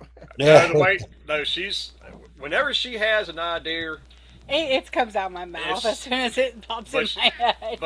she does her little Peggy Bundy shuffle before she says it. She's doing the wiggling and everything. I'm like, oh, here it comes. Yeah. What am I building now? Well, in this week, uh, Patty and our business came up with a really good idea. We're talking to the Navajo Nation about helping them build a black gunpowder plant in New Mexico, and because black gunpowder, there was only one plant. It was in Louisiana. It blew up, so we have to buy our black gunpowder, which is used in a lot of weapons from Poland, France, Switzerland, Serbia, all these places, and so the U.S. government wants to have, Americans, and so a friend of mine who is Orrin Hatch's director of security for 20 years. He introduced me to this nation, and they flew all the way out to talk to us, and things went really well. And then Patty, says, well, instead of just focusing on black powder, why don't you call it the energetics? Because, energetics are more than just black powder. And, it was a really good idea. And, so we've pitched it to them, and there's other people interested now, having energetics, to teach people energetics, to test and evaluate energetics, the whole thing, and she made a position paper and a logo, and they're very interested, and so women think differently than men, and so I thought, this is a good thing to talk about, and it's, after all these years, we're kind of, you know two halves of the same person, I guess is the way I would look at it. And I feel very blessed that's what happened. And also, can you imagine if you were married to say a very strict Catholic woman and she didn't want to leave the church, and you're like saying, I can't be a Catholic anymore. I mean, that causes stress at a level that you can't you know, that you can't believe, in my opinion, you know. Because I've talked to men like this and women who their partners just thinks they're crazy, and you know it's kind of sad because Yeah. what do you talk about? I mean, it's very good when if there is a couple, you know, that you can agree to disagree but have the same basic beliefs, and you know, and our beliefs changed over time too, which a lot of Orthodox people like that steady. They don't want to change anything, you know, kind of belief system, and it's hard to discuss it with them because you know their faith is a constraint. It's not an open like discussion, and that's tough, you know. I guess, and it led us to being the simpler the faith is, the easier it is to keep, and that's where we're at. And you know, a lot of people don't look at it that way. Yeah, They we're very thankful that we took this path at the same time. yeah, It's because interesting because the father was working on me with something, and he'd be working on him on the same thing at the same time. We just weren't communicating about it, yeah, and and it's that's tough. Yeah, multiple times. Hmm. yeah. All right, I you're can getting remember down. my first marriage. I actually married into a Catholic family, Wow. and we got married in the Methodist church. Is that the compromise? I don't know. It was my Aunt Harriet's church, and I mean they weren't. I guess you would say practicing Catholics because I never saw any of them go to any churches or anything Did like they have that. the crucifix and the Blessed Virgin Mary in the house? Not that I can remember. Yeah, but Catholics don't even read their Bible for the most part. Yeah, Well, I know that. I don't recall seeing any of that Yeah, at Mary's house. yeah. I remember there was this ecumenical thing that went on before we left the Catholic Church, and they invited all the Protestants in, and the Protestants are like, why do you have statues of Joseph and Mary and you have Jesus hanging on a cross? And you know, it was a little sticky in there. But I believed more on the Protestant side, and that was the beginning of our opening. You know, is to say, you know, what, Mom, you know, the Hail Mary I think is a blasphemous prayer. But that's just me. You know, it's my opinion. You know, Hail Mary, Mother of God. God has no mother. Yeah, What are you talking about? And they don't worship her; they venerate her. Well, okay, all right. If Maybe that's that's what the you want to, motto. yeah, yeah. If that's what you want to say, and you know, that path back then there was no internet. You had to go to the library.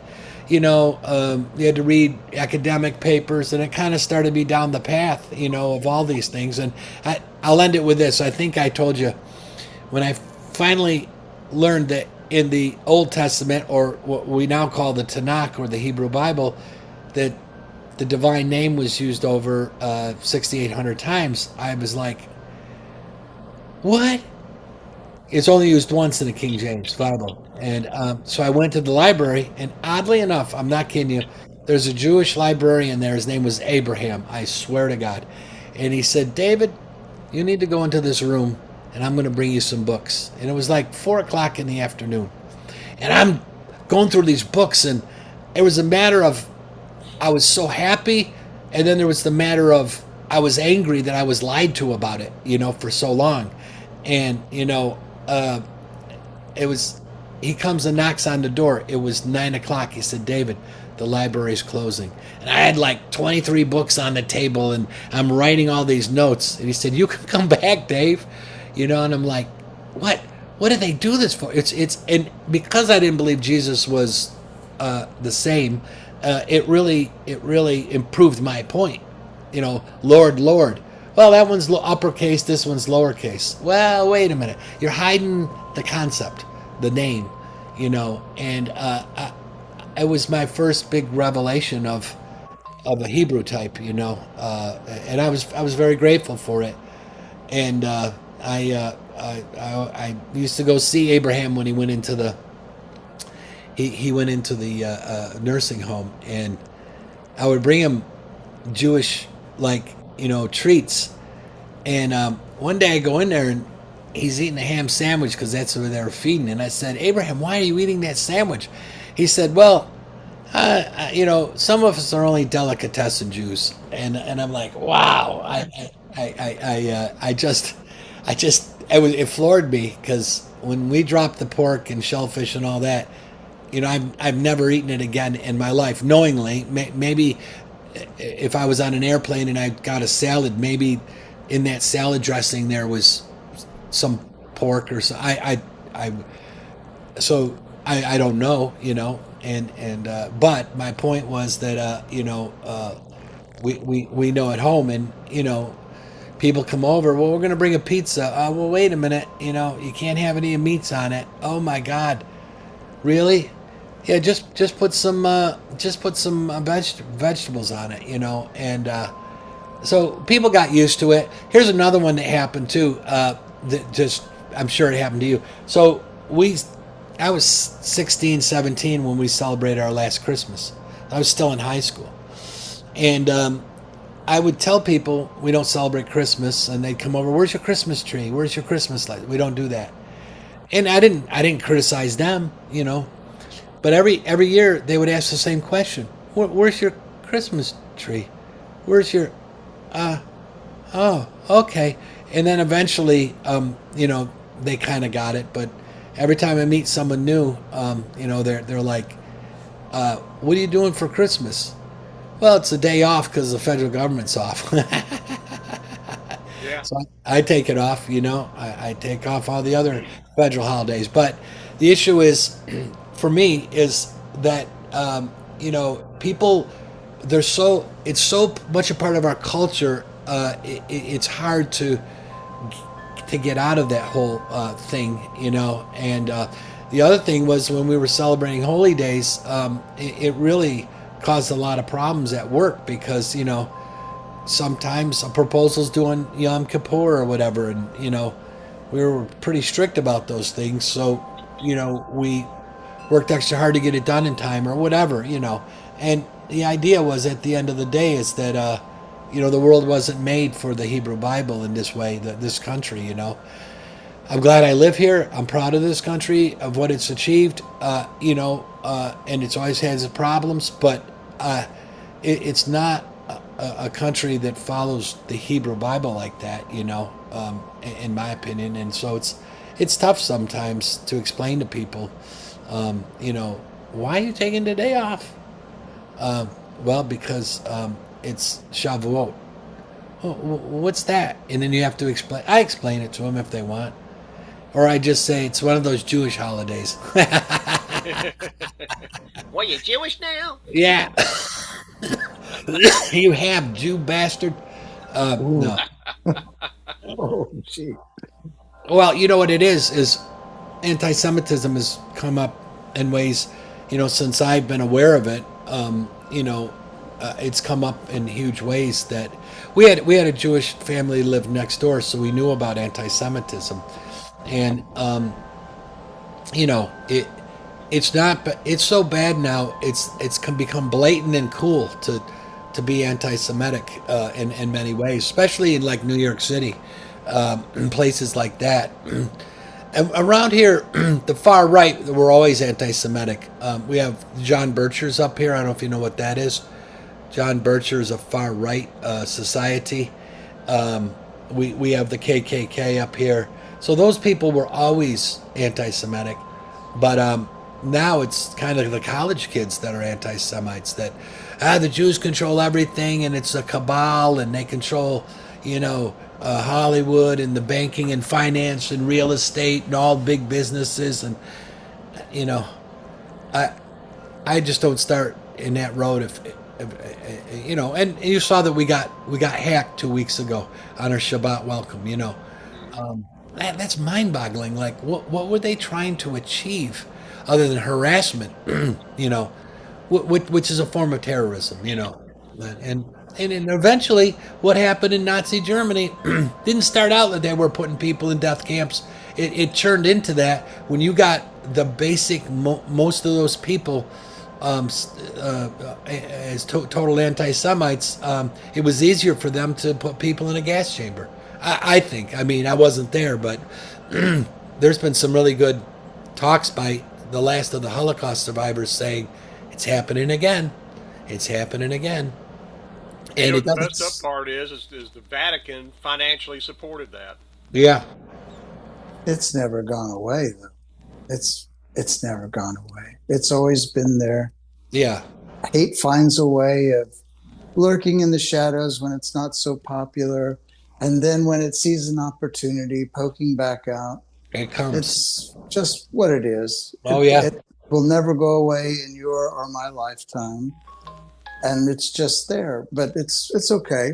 It's all right. They don't know what to do with Israel because see, it used to be easy to mess around and right. do bad things with Jewish people. Now it's like, oh, one of the mightiest armies on earth. Well, okay, I don't know what to do with that. Yeah. Well, I think everyone likes to think that the so-called end times are coming. Maybe it's not the end times, but a change, changes and major changes in the way the world operates are coming to us in every direction. It's become much more multinational, all these corporations. It's become, the internet and the speed at which communications go. You have idiots that can talk about things and impact millions of people. They didn't have that audience before the social media and all this other stuff. I mean, it's great that you have Facebook and all this, but what it turned into with Instagram and TikTok and all this, you can influence young children to think in a certain way. And the term that I heard used a lot was echo, right? In other words, if you believe in a certain thing, Echo chamber. it just comes back. All that comes back at you is the same things that you believe in, and they That's the test way you. social media is actually set up. Yeah, yeah, yeah. The algorithms are designed to keep you involved in their platform, and so it's like TikTok in China. Every third or fourth TikTok is how great China is. It's by law, right? Well, that's not what happens here. It's about people doing stupid dances and or whatever, and so you know, as I said before, the Chinese have taken over Africa without firing a bullet. They went there with said, "We'll help you build your sewers, your schools, your hospitals, your water system. We'll help you build, highways. But that mountain is ours now." And what is this little Chinese? What's this little African government going to do? Tell the Chinese to get out? And then they also very, very, quietly took over almost every port in the world is run by the Chinese. So I mean, it's a different world we live in. Of course, it's also interesting too how the world is literally changing. Uh, you got all these European. I mean, Ireland is a recent one, but you got countries in Europe. Ireland, England is starting to do this now, and everything. People are fed up with immigrants. Yeah. And what I think is so funny is how this has been happening over the last few years. I mean, Canada's about ready to split up Oh yeah. because you got Oh, Alberta, and I think that's great. Just go ahead and annex them too. Just keep on adding states. And the and other thing is but that when immigrants but came, you know what the funny thing is though? It all surrounds one man yeah, and Trump because it's his fighting spirit, and I've had enough isms that it's actually bouncing all over the place now. People are getting fed up just like we are. Yeah. And the other thing is, when immigrants came to this country, we're surrounded by Italians, Hmm. Poles, Russians, French. None of them speak their languages. They're Americans. You know that they were from a different country 4 generations ago because of their last name, but they don't hold on to. And I'm all for the ethnic music, the ethnic food, and Sure. celebrating, absolutely. But we're Americans, and the issue is, why do you want to come over here and invoke Sharia law? You know, we're not invoking Torah law, and or whatever other religion that came over, Right. and so why do you want to come? If I move to, say, Germany, I wouldn't try to make that America. I'd know by going there that I better learn to speak German, and I'd have to deal with their laws, which, their gun laws are very strict, and it's a different life than I live, and their taxes are very high. All that I'd have to. I wouldn't go there to change them to believe in the Hebrew faith that I now have, or whatever. Yeah, but people come here and want to, make it their own thing. And every immigrant group had a small amount of that, absolutely. But most of them just, my kids are, they know Italian words like pizza and spaghetti. You know, that's all I'm saying. And You know, and I used to work with a guy years ago that, uh, I mean, he was like a supremacist guy. I mean, he was just, I didn't get along with him very well. But one thing he hated with a passion was Italians. I don't know. I never asked him why. Never cared to know why, this, that, and the other. But there's one day he worked with me, which I was so happy to have on my crew. And we stopped by, or he wanted me to. We were driving by a Little Caesars. uh And he says, "Hey man, can I run in there real quick and grab one of those $5 pizzas?" I'm like, "Yeah, that's fine." And so he goes in there and everything, and I kind of brought up to him. I said, "So you hate Italians, huh?" He goes, "They've never given us anything that's worth a crap." I said, "Well, enjoy your pizza." oh. You And he's remember like, this? "Huh?" You remember the Sopranos episode where they I talked never, I about, never saw it. oh, the South Paulie Walnuts? He says, an Italian mobster comes over and they're saying, "Be careful when you go to the South. It's Elvis country." And he goes, "Elvis? What do you mean Elvis country?" "Oh, they hate Jews and Italians down there." And that was that was their view of it, of the South. And of course, obviously, I think black people have a few issues too, but the deal is, they don't realize, like, I don't know. I go to Atlanta, and it I don't think of it as the South. It's just an American city, Yeah. and yeah, you can hear the twang accent, but you can hear accents up here, the country folk, and the point is that, that integration has happened so much. It seems, and I'm not saying there aren't places, but like when you have anti anti-Israel or pro-Palestinian protesters in New York City in the streets, that's to a Jew, that's equivalent to the KKK, marching against, burning crosses, and going against blacks. I think that people don't realize the extent of which it's come out, because as long as I've ever gone to New York City, I've never felt that anti-Semitism. In fact, I felt it was very Jewish in Manhattan, and now you got Jewish kids marching for Hamas. It just blows my mind. It's whatever they're brainwashed to think. Yeah, and look That's at why. That's why I think college is a joke. yeah, look at Columbia University. Like that professor's there. He has a course on anti-Israel course that you can get credit for. Like, how in the hell did you let that happen? You know, I Liberal mean, colleges. yeah. And who funds a lot of these? Qatar funds a lot of these. Yeah. Yale, Harvard, Yeah. um, you know, Columbia. They've given, like, they think $4 billion. Think about that. It's a lot of cash, man. Anyways, Valentine, you're not by your window. Are you in a bomb shelter? Oh no, I the window is just over there, a few meters or feet away, and I'm just sitting over here, kind of relaxing. It's So, fine. what happened with the bombing in Lebanon? Did you get any bombs or missiles sent towards you? Well, the the air has been scattered with these things a little bit here and there. Let's see what it says on this thing. It says nothing in the last 24 hours, so that's good.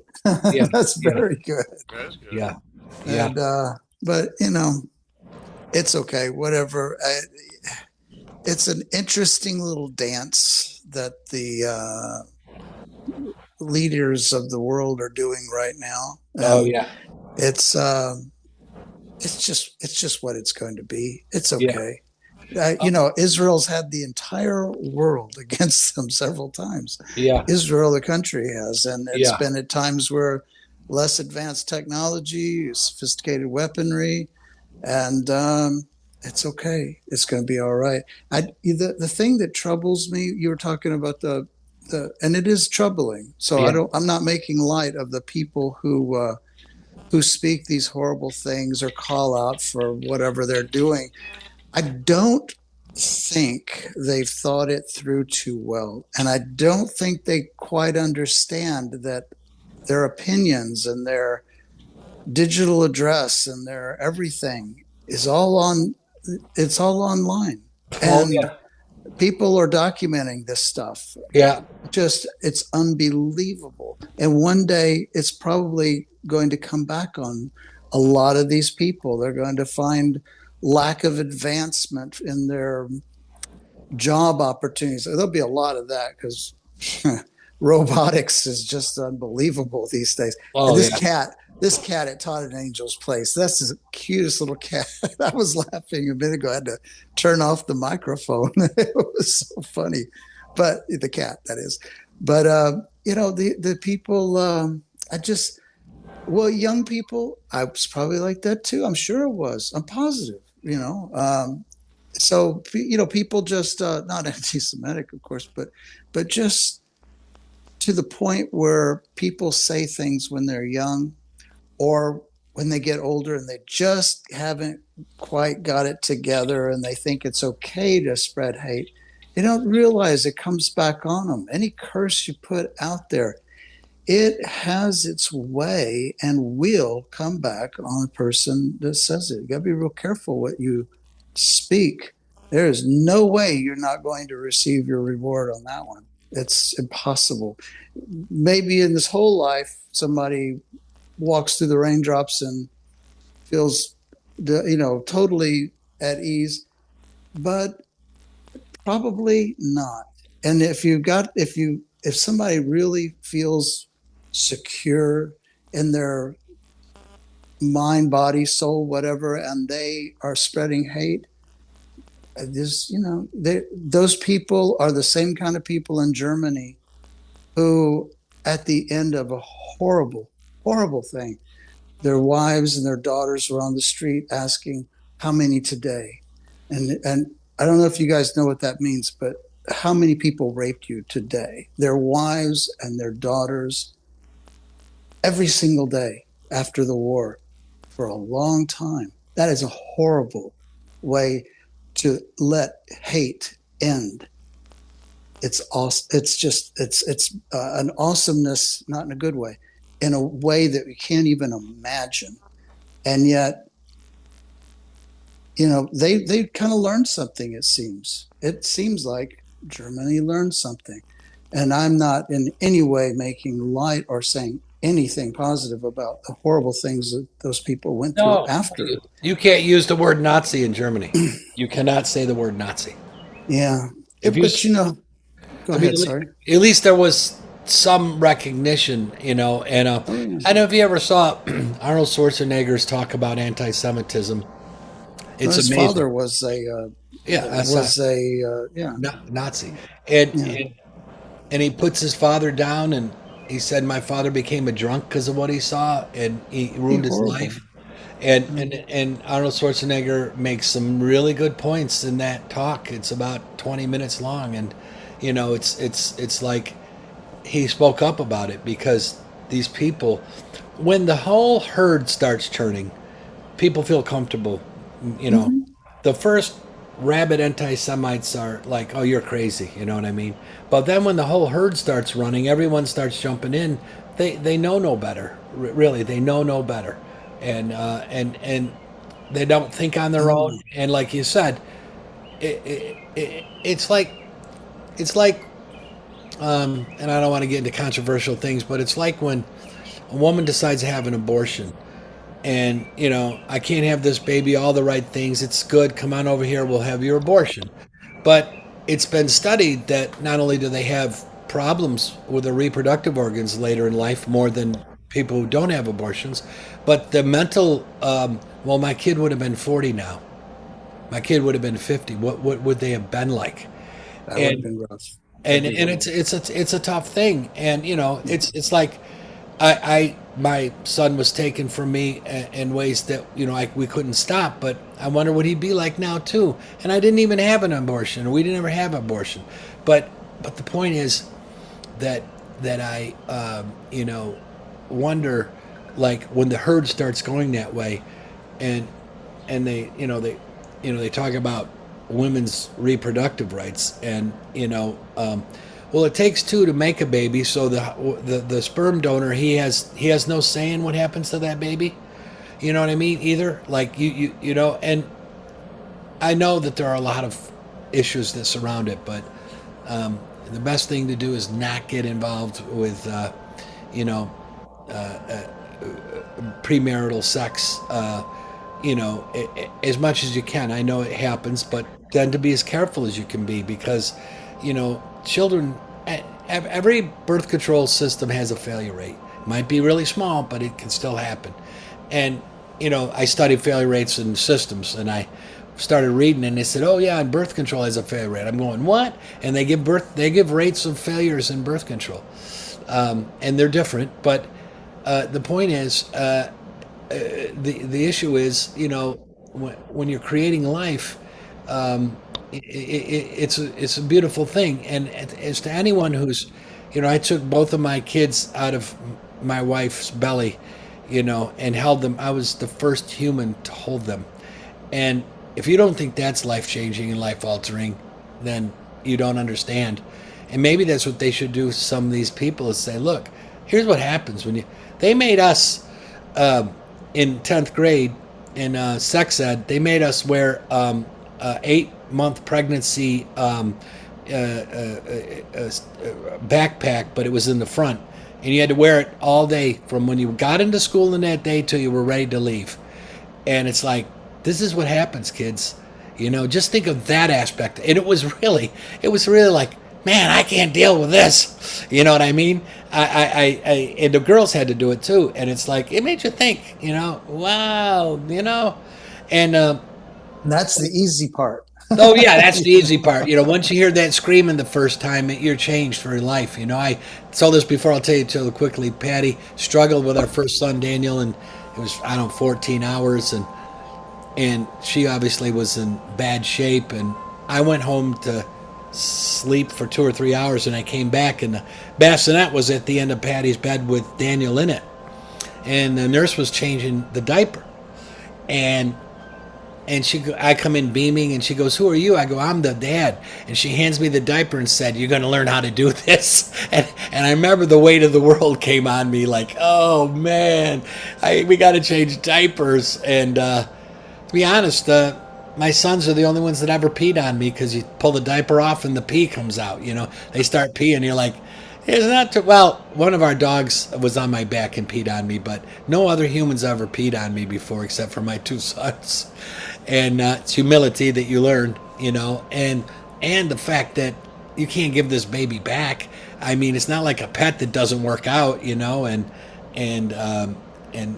what it takes out of mothers. I mean, I can't imagine women that have had 6, 8, 10, 12 babies. I mean, it takes so much out of you.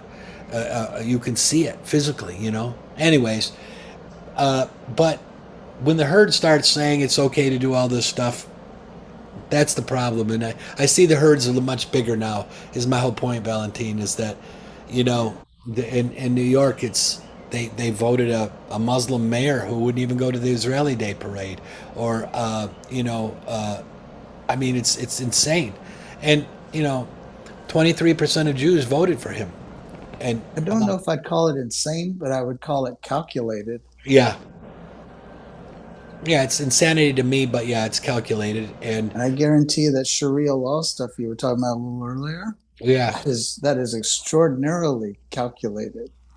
And and there are people, good, well-meaning people, who just thought, well, I should think in a diverse way, and they are going to have to answer in some way, one way or right, another, oh yeah, to a Sharia court. And they're, what are you talking about? I run a farm. What do you want from me? Yeah, they have no clue how bad that can be. I mean, like honor killings. Your daughter dated a non-Muslim, and it embarrassed the family, so we're going to kill you. That's part of Sharia law.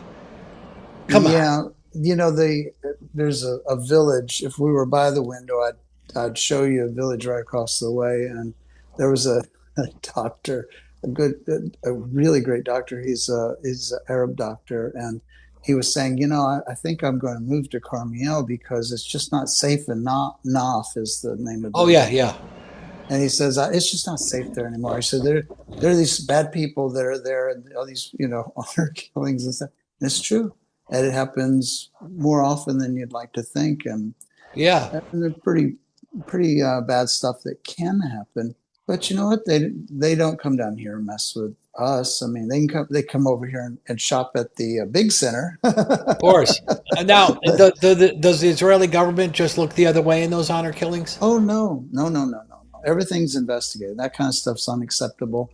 But they do it, and probably some of the people in their families look the other way. No, Yeah, Israel has a very tough set of laws about such things. And yeah, actually, we have a good friend who is Druze, and they live. Actually, I'm pointing this way again. This is north behind me, and they live up in the hills of Horfish. And he's a police, and a lot of the Druze people are police, and it's very interesting because I had no idea how much of this kind of stuff went on in those villages, but you know what? I go through those villages and go have lunch. Nobody messes with me, and I go places with him. My wife and I go places. We'll have something to eat or go someplace for the nafi. Oh my gosh, what an amazing dish! And coffee, and um, and it's really fantastic. And I really do appreciate the Arab community. My wife and I were just talking about this afternoon. How there's an Arab doctor, and we tried to get our, because you have to select a type of I'm sorry, I'm getting off base here with this, but anyway, you have to select your kind of healthcare. yeah, Okay, not kind, it's all the same, but the provider. Okay, yeah, and you have full healthcare, so that's not even a question. But we like this Arab doctor. He's a really great guy. He's very friendly, and it's so funny because I know a lot of Orthodox people won't go to Arab doctors. yeah, I think I think they're fine. They've always been nice to me. Maybe one wasn't so nice, but who cares? There's going to be one of somebody doesn't like the world around them. It's okay. yeah. Well, I studied the Druze before, and they they kind of broke off of I think it was Shia Islam, one of the Islamic Hundreds and religions. hundreds of years ago. Yeah. Yeah, yeah, and it was in the 11th century, and the point is that they they don't seem to be too close to the Muslims now. You know Mm, what I mean? no, no. Yeah. As a matter of fact, the Druze that we know, when you work for like the police agency or something like that. They give you a choice. What holidays do you want? Do you want, if you're Druze, they say, do you Oh, want Jewish holidays or do you want Muslim holidays? And most of them take the Jewish holidays, like time off, days yeah, off. yeah, But I get it. Yeah. because there's only one in the, I guess you could maybe say there were two, but one in the Druze faith, and that's the feast of what we'd call Jethro, the father-in-law of Moses. Right, And right. they're big on him. Oh, yeah, and they're also they really don't accept converts, No, even. not at all. Yeah, Not at all. and they're very esoteric. Their beliefs are very esoteric. So, Very uh, spiritual people, very yeah, good people. yeah, and they're in the IDF too. So, They are absolutely. It's a matter of fact. It's mandatory for them to go. wow, Not for Arabs, not for Muslims, but for the Druze, it's mandatory, and they all go, yeah, and they do. They are remarkable people, and I love their culture. We even got invited to a wedding 2 years ago, and I just didn't feel good. I was having a hard time with my back for about 6 months there, yeah, and they invited us. This one man invited us to his niece's wow, wedding, and we weren't able to go. And I still feel bad about that because yeah. I bet that was some good food. It's Oh, yeah. fantastic. Are And this they? guy is. Oh, go ahead. Sorry. Are Yeah. they? Do they eat like Muslims and Uh, or Jews? yeah, kind of both. Kind of both. I will say, I guess both ish is not a word, but anyway, they don't eat. Nobody around eats pork Oh, yeah, except for the Russians. The yeah, Russians, you can buy yeah. it at their delis and Markets. all that. Yeah, yeah, Shrimp, even, and but most people don't do that. yeah. The Russians do. But anyway, they nothing against the Russians either. I've got a Russian name, so it's okay.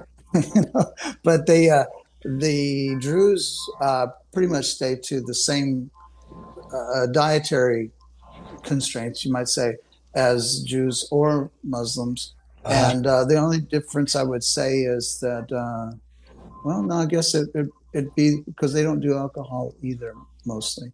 And if they do, you got to go to a neighboring village, neighboring Christian village that'll have, Sounds like the Baptists in Georgia I work with.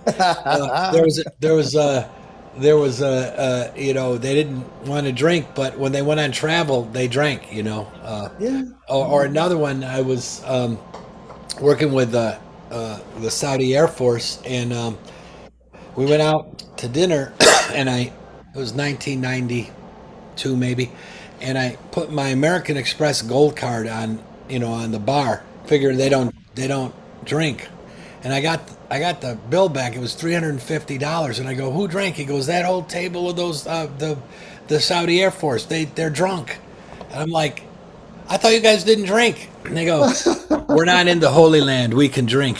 we can dream. So when their That's planes funny. when their planes take off out of Riyadh, as soon as they get over international waters, the booze cart comes out, and it's like, Yeah, that's so right. God can't see you over here, Oh my like, goodness. or Dubai apparently can't see in Dubai either. Yeah. Well, that's okay. Yeah, it's just funny because I you know we have eaten biblically correct for a long time, and I don't like say, well, I'm in England, so I'm going to have me some nice pork chops. Oof. It doesn't happen. Yeah. Yeah, I agree with you. It's uh, sometimes you go places. Now, I got to just tell you, I think I've mentioned this before.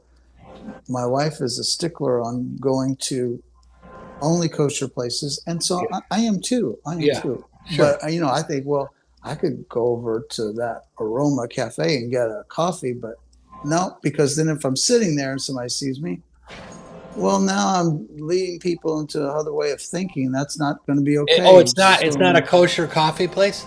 well, there are kosher ones, and there are non for the Aroma uh, Cafe group, but like if you go over to see like in Netanya,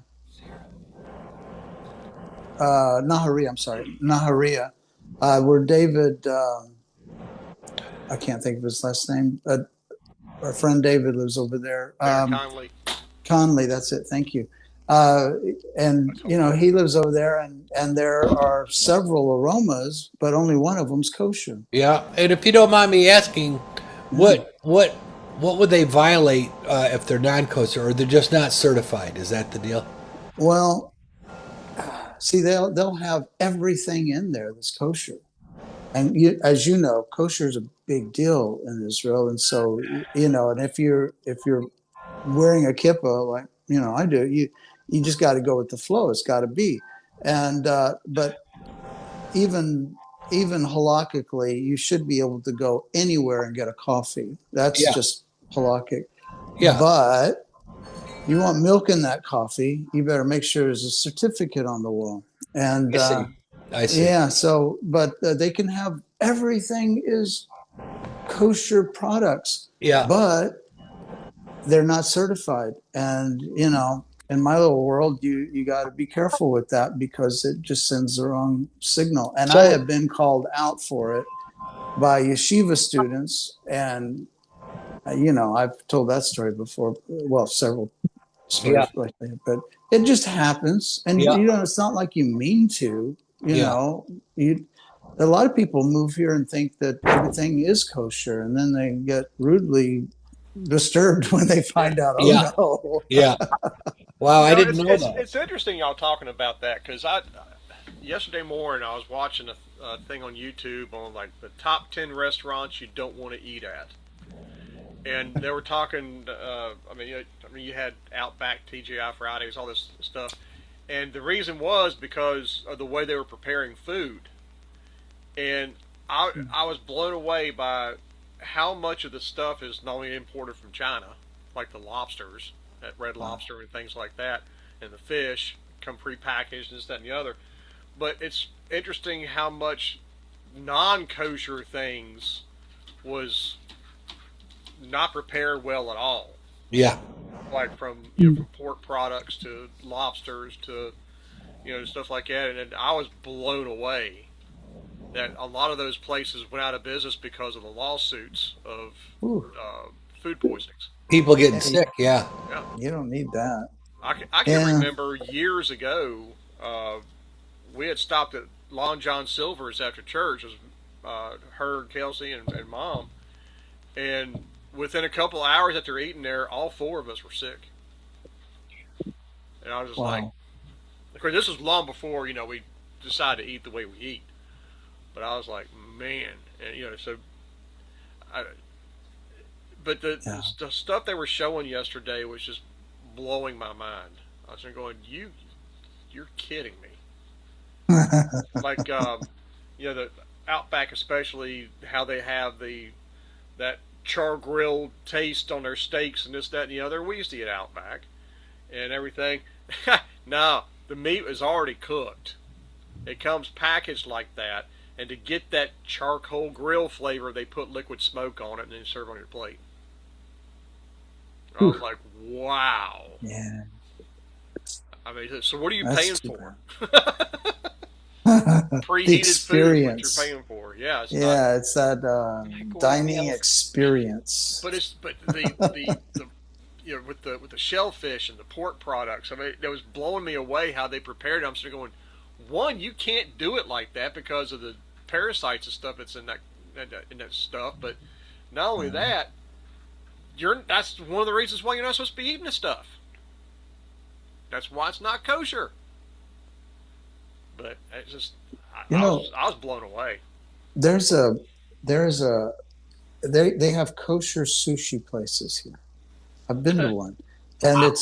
it's kind of amazing. I mean, literally kosher certificate, everything's authentic. And I, I I'm guessing that well, I shouldn't guess. I should find out. I'll do surveillance on this and come back and tell you another time how they work this out. They they, they they have these a couple of places around here, actually down about a mile from here at I mentioned the big center. It's a big shopping center. It's outside, makes a big and you can walk outside. You know, you can walk around the whole mall. Parking's in the middle. That's a really nice place. And my wife and I sometimes in the summer will go down there and just walk because all the doors are open. The air conditioner comes out, so you know you can stay cool at the same time. Well, I went to this sushi place. We went one day because years and years ago, decades ago, we used to go have sushi, and really liked it, you know, a long time ago. And then we didn't have any here in Israel. I mean, we've only been to one, and so we went there. And occasionally, I'm not a drinker, but I mean, except for like Shabbat, a little bit of Shabbat wine in the bottom of a glass. But uh, occasionally, once in a great while, we'll be out, and my wife will say, "How about I take you somewhere and we get a little glass of wine?" And we will, and it's very nice, and it's so infrequently done that it's a little pleasure. It's nice. But we went to this sushi place. First time we'd been to Israel. I mean, I'm sorry, first time we'd been to a sushi place in Israel. And of course, it only took us a decade to get there, right? But anyway, we go in and we have the glass of wine and we have the sushi. So another time, months and months and months and months later, I'm thinking, oh, it'll be nice. Let's go over to the sushi place. And we get there and they lost their liquor license because somebody was serving to minors or something. So even though they had stuff on the shelves, they said, no, no, we can't sell any wine. I'm like, man, you just don't understand aesthetics. It's like that's not too cool. So anyway, we haven't been back. But it wasn't the wine. It was like, you go there for a special occasion, right? You're going to spend a few hundred shekel and you want everything to be nice. And a few hundred shekels is like $100. So that's like a big night out for us. Okay. We don't spend much money. Our whole life is tailored way down. But, you want to do something nice or fun, or you take people out or whatever. And then they don't have a glass of wine for you. It's like, oh my gosh. As I said, I don't drink it that often, so it's not that big a deal. But it's like if you're in the mood for something and they tell you we can't do it because one of our employees sold it to some stupid teenager.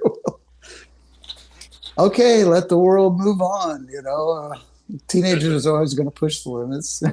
There's a restaurant a bunch of us used to go to back, oh gosh, late '90s, early 2000s, and it was like a weekly thing. We went there every week. Actually, you would see the same people every, like, I think it was like usually on Friday nights is when we went, or Saturday nights, one or the other, and you still see the same people there. I mean, it was like, it wasn't a very big restaurant, but it was our watering hole. And we all show up one night, and the girl that used to wait on us all the time, I asked her, I said, I'll take one of your Tokyo teas. And she says, I can't make that anymore. I said, what do you mean? She says, did you not see the wine cabinet over here on the side? And we all turned around and looked, and it was empty. And we're like, what happened? They said, well, guy's owner's name was Charles. Great guy.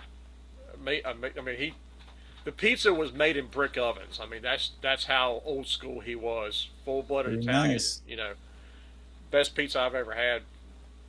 But she said he was in here one night and was talking to a guy and sold him a little bit of weed, and the guy was an undercover cop.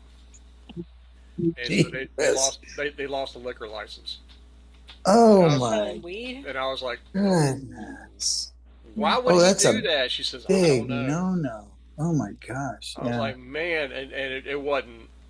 Controlled A substance. few years later, it was closed. And that place was, I mean, it was banging on Friday and Saturday nights. Isn't that something? I mean, I it was elbow to elbow.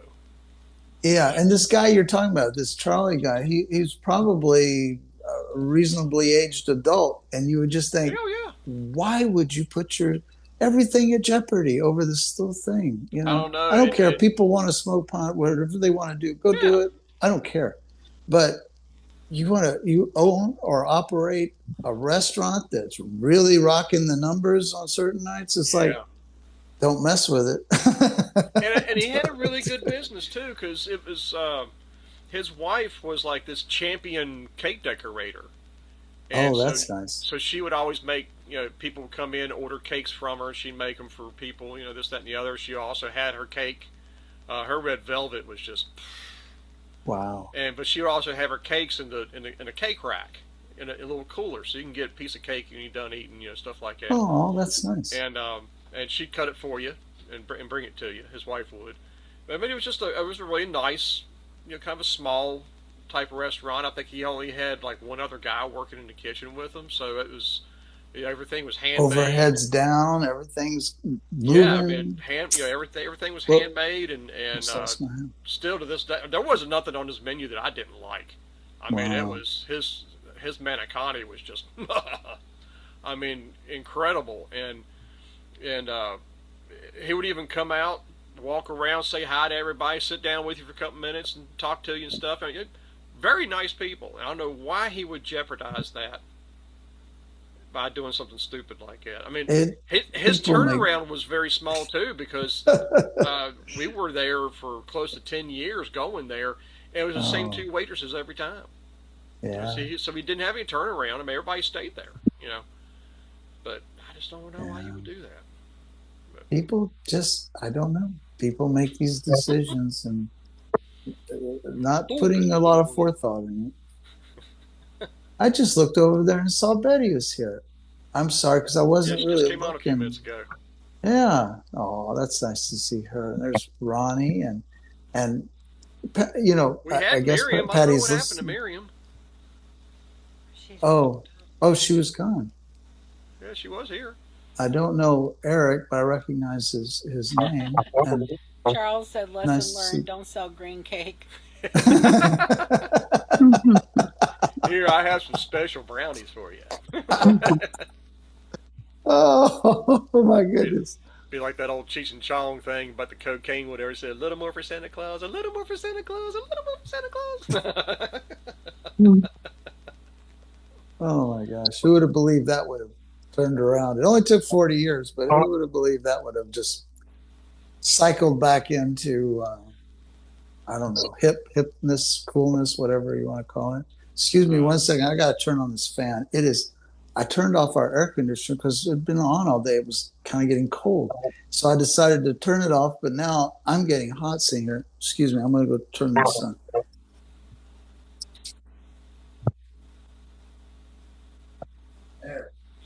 He was talking about sushi earlier. I love the vegan sushi that they make at Earth Fair. Okay. It's really good. and plus, she makes her own sushi too. Oh, you do? I Oh, was telling you about you were away as you were talking about sushi a while, earlier. I was like, I love the vegan sushi that I get at Earth Fair, and the guy actually knows me when I come in. He's like, I've got some fish for you. that's so cool. Yeah, he makes a vegan version for her, which is pretty cool. There's They, Hey, I'm sorry. I just wanted to say Shabbat Shalom, and I'm sorry I'm late. I've been on another call. well, don't do So, it again. Shabbat oh, shalom, Betty. okay. Well, just once a month or so. Shabbat Shalom. And Angel, I'm glad you're feeling better. I am Uh, too. Thank you. Yeah, yeah. she's feeling pretty rough. oh, But it lasted Mm. about a day or two. Yeah. Well, that's good. Yeah, that's what I prayed, that it would be short, short Well, and it was. all gone. It was, but Thursday, man, it was like I felt odd Thursday morning, and then the longer the day went and the closer it got to the meeting time, I was like, oh, I can't do that. I just can't Yeah. do this. I was having Yeah. trouble Yeah, she was thinking, running a fever too. and I Mm. just was like, no, I can't do this. Mm. But I Well, glad you missed you got some guys. rest. I What didn't say happened I to got rest. Valentine? I thought he was on. He was. He just walked away for a second. Oh, okay. He's still there. He must be having to hand wire the fan. Oh, there he is. Maybe he's got some rabbit ears he's gonna adjust. Hey, Valentine, you're back. It's good to see you. it's good to be back. I got a question. Is that fan too loud? Is that a loud We Can't hear fan? it. cannot hear it. I don't hear Okay. anything. I'm doing really well. As a matter of fact, I brought something to show you guys. This is so cool. this is a little prayer book that was given to me by a woman who's, I guess, 86, and she had it for decades. This was printed in 1882, and Wow. Wow. it's just the cutest little thing, a little Hebrew prayer book. And I thought, you know what? I'm going to 1881. Sorry, I apologize, but it's just so cute. It's so small, you know. But I love it. It's a little from the. I think it was printed in Jerusalem or England. England, no, Is it a yeah, Siddur? yeah, yeah. Oh, And okay. it's made so easily. So, like, I guess if somebody read the Hebrew, it's all there, and they have the English. But what I really liked, and it's in the back, which so I don't want to lose that. Most of the time, these kinds of things are. The last page is usually the mourner's Kaddish, and it has they don't have it in Hebrew, but they have the whole thing in phonetic Hebrew, Uh, and it's just really sweet. I actually just popped out a page. I'm gonna put that back in there because. But anyway, and it has such a pretty little cover. I love that. That's almost 150 years old. I know. Isn't that amazing? 1881. She said she had Wow. it since she was a kid. And she said, she wasn't being morose or anything. She said, chances of me living and somebody getting this that'll appreciate it are very slim. So I'm going to give it to you because I know you like books. And I do. I'm a book addict. And At least you know your poison. yeah. Oh, Yes. and Betty, it's nice to see you. I'm glad that you came in, even if you think you're late. You're right on time. Cool stuff. It's like I gave my cousin uh, the family Bible that Dad had at the house, and Oh, it was like a good sized King James. Probably I don't know, like a 12 by 18. It's pretty good, pretty yeah, thick. But it has like all the family lineage in it. You can write down in that's there, and important. I think it was printed in 1885, maybe.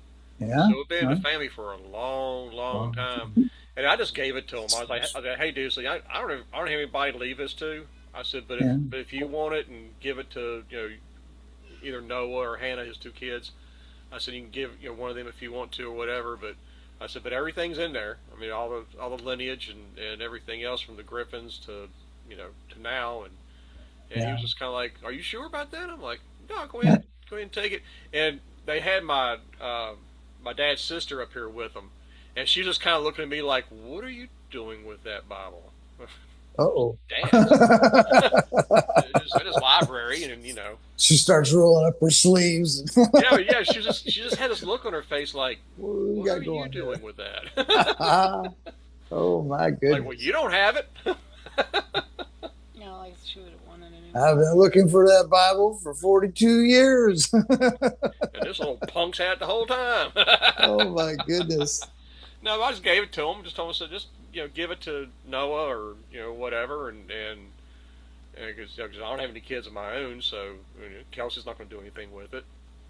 So I was kind of like, give it to Noah, or maybe Hannah might want it. I don't know, but I told him too. Next time he comes up here, I'm gonna give him all the letters that I've got from back during the war, and Ah, I got yes. like a Ziploc bag full of those things. I told him, I said, I don't have anybody to leave it to. So maybe Noah might want, because it's got family history in them, and writing about fighting in Lee's infantry and Yeah. everything else. So it's a little piece of history there. But Did you say who Lee? What? Robert E. Lee, yeah, Oh, my you're talking family, about my way yeah, back. the war, yeah, the war, and Okay. Okay. yeah, my uncle Griffin fought in Lee's regiment because they were Wow. originally from Appomattox, and Wow. then they settled. They ended up settling in Packer County or something like that after the farm got burned down by Grant after the the war was over. Imagine that. But Yeah, so I told him, I said, it's pretty cool, to read the letters. And she was reading them and started crying. She's like, people just don't write like this anymore. Oh, there's the one guy wrote a letter to a sweetheart. It was just like, it was so sweet. Oh, Oh, it got her bawling. She's like, my people don't write like this anymore. It doesn't take much. my Uncle Freddie was in World War II, and he used to write my grandmother, his sister, and she saved all of them. And when I was 10, 12, something like that, she brought them out to show me, and you could see the teardrops had fallen on this where he was writing, and he was he was right outside of this is not making sense. He had to go into uh, Germany at the towards the end of the war, and he said it was horrible, and it didn't matter that the U.S. was winning. It's still a ground battle. That's never Yeah. any fun. But just to see those though, because I mean it's been so many decades, but I saw those and I just thought, wow, this guy did that, and it was interesting to see those things. And my wife's uncle, he was from West Virginian hills, and he went into the army as most men did in World War II. And he actually had to go to the beaches of Normandy in the first wave, and he got shot. And he lived, but he played dead and didn't move until somebody came down and picked him up, and then he got pulled out of there many hours later.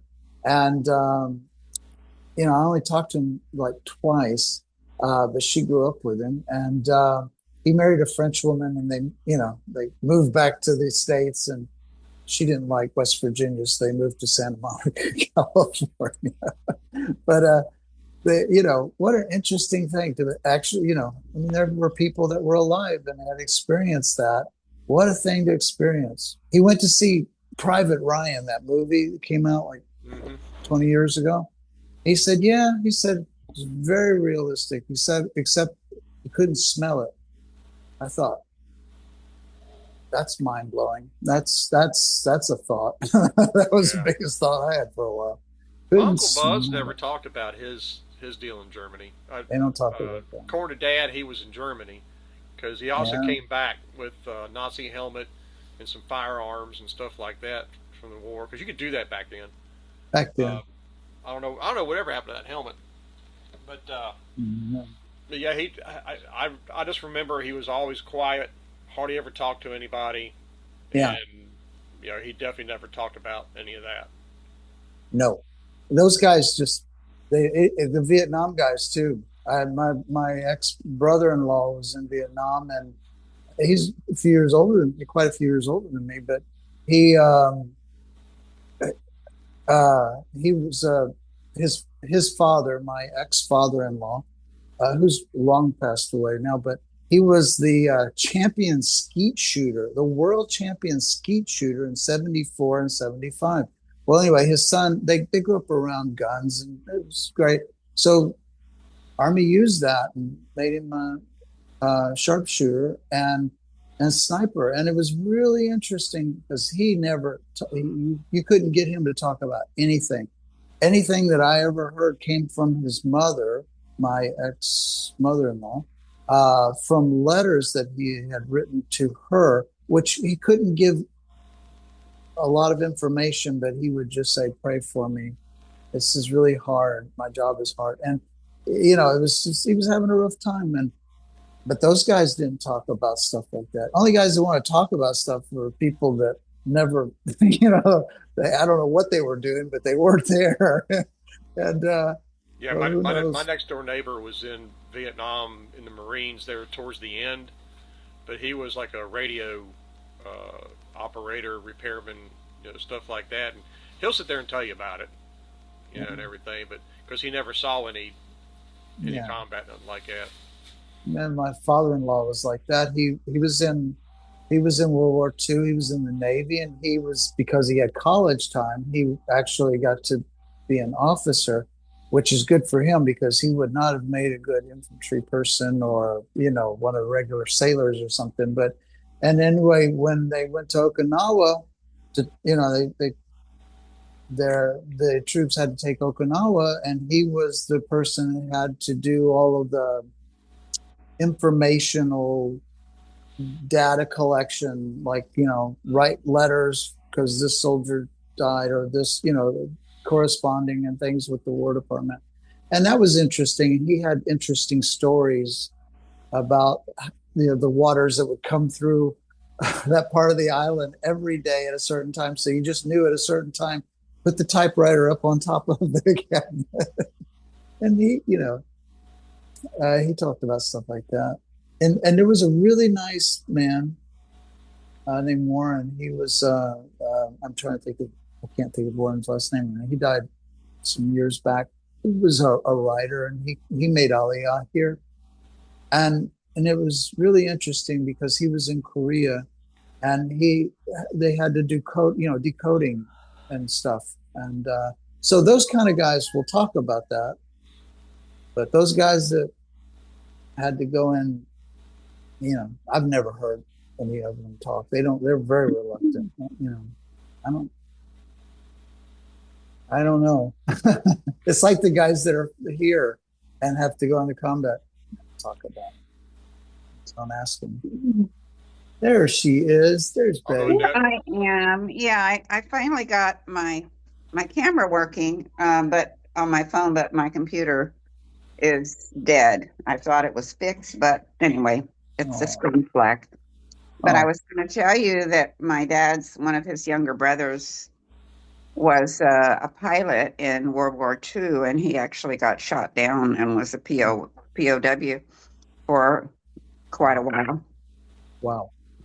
Never, to my knowledge, never talked about it. He might have talked about it to his closest family, but anyway, for a long time, nobody knew if he was dead or alive. So quite something. But do you know if he was in like the Asian theater, or was he in the European theater? It was in Europe. It was over Germany. It would have been better conditions. So I'm glad that he. Me too. There. Yeah, he was a beautiful person. Had a wonderful singing voice, and could play the guitar. In fact, all my dad's brothers could sing. Anyway, that just thought I would throw that in. But That's so cool. People go through horrible things and come out seemingly unscathed, but you never know really what's going on inside. But he was a man of faith, a very beautiful Christian man. And anyway, much loved. All my dad's brothers and sisters are passed away now. There were 11. He had 11 brothers and sisters. Big family. Wow. Yeah. Raised in West Texas and New Mexico. And his dad, they were cotton farmers and had a really hard time making a living. But his dad taught all the kids how to play an instrument. And I have a couple of pictures, but they would go around, the kids and the dad, and teach singing to some of the churches. And they would call it, the way they called it was singing school. They'd go around and have singing school with all of these churches. And then whenever we had family reunions, the whole family would gather around, and they would play their guitars or their piano and sing.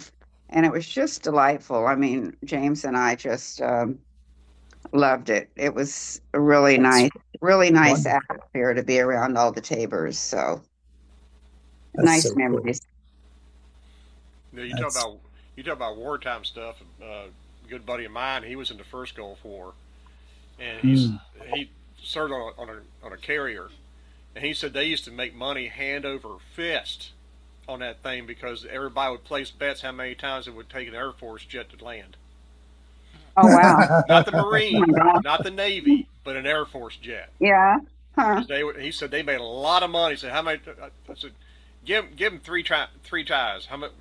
I'll give him four tries. I'll give him two Oh tries. wow. Yeah, and they would because it's like trying to land on a moving target, and they're not used to that.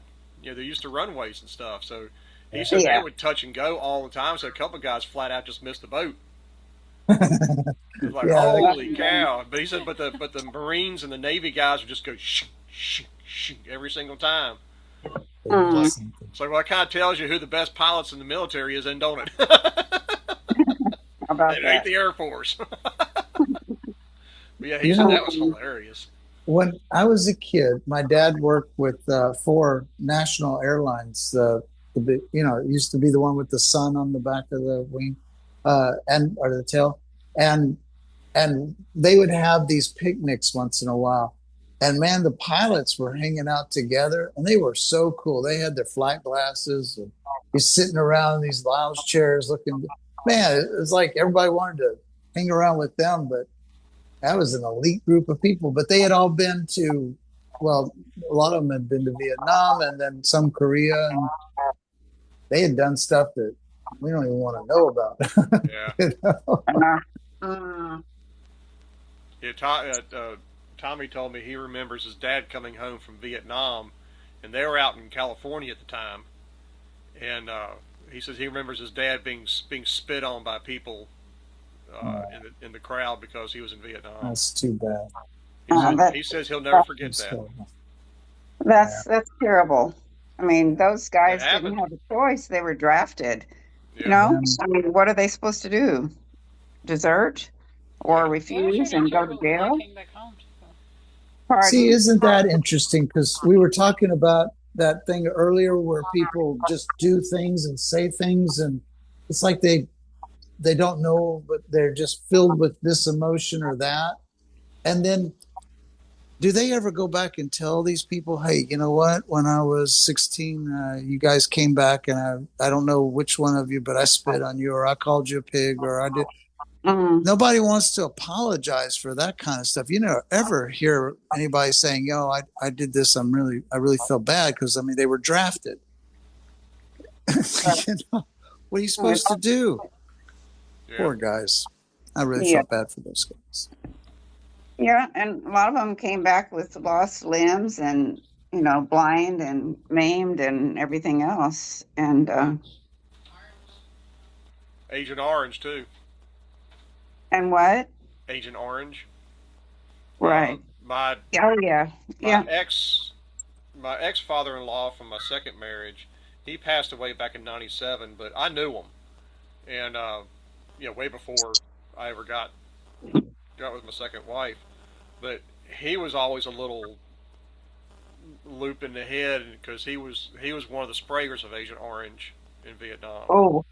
and it finally just took his toll on him. He wasn't very old when he passed away, but Mm. yeah, he was a little off in the head, and Mm. that's also the reason why my second wife also had rheumatoid arthritis and some Mm. other health issues that she had was because with him spraying that and then coming home and having kids. The oldest daughter was fine, but as far as the one that I married, yeah, she had some health issues, and they said it was because of Agent Orange that was in his system. Which Wow. I'm not sure if I believe all that, but I mean it's Yeah. it's still possible. Well, But it can damage your I, genes. I do remember though he was very he was not emotionally stable. Put it that way. Well, Patty just wrote on text, it's still in Saigon. Patty, did you mean the effects of Agent Orange or what? Hi, yeah, that's a song by Charlie Daniels about Vietnam and Oh, oh, oh, oh, still about in Saigon. they're being disrespected and stuff like that. It's a really good song Oh, if you haven't heard it. I think okay. Pat's probably heard it. Hmm. Well, Been listen, y'all, been a while, but yeah, I've heard it. I wanted to show you a picture, and we don't have to talk about it. I mentioned it last night, but I don't think you were there, Valentine. But yesterday was the 2-year anniversary of my 35-year-old granddaughter's death. Oh, And I'm sorry. So I have a picture of her with a beautiful candle, and I just wanted to show y'all. I'm not sure if I can position the camera to show you, but I'd like to because she was very sweet. I don't know. Can you see it or not? No, it's blurry. It's a little It's blurry. kind of Can you get blurry. it closer? Oh, Blurry? wait. There we go. Now we're seeing a Yeah. woman's line here. Oh, I Anyway, maybe see. There not. you Look go. at Yeah. that. Yeah, There you there go. she is. Yeah, she was Oh, gorgeous. She was in a field of oh, flowers, how and wonderful. yeah, she died Oh, 2 years ago yesterday. So I'm sorry. anyway, and thank you all for the ones of you who prayed for my daughter Amy and her son that she left behind, Brittany's son, Rowan. He's going to be 12, and Wow.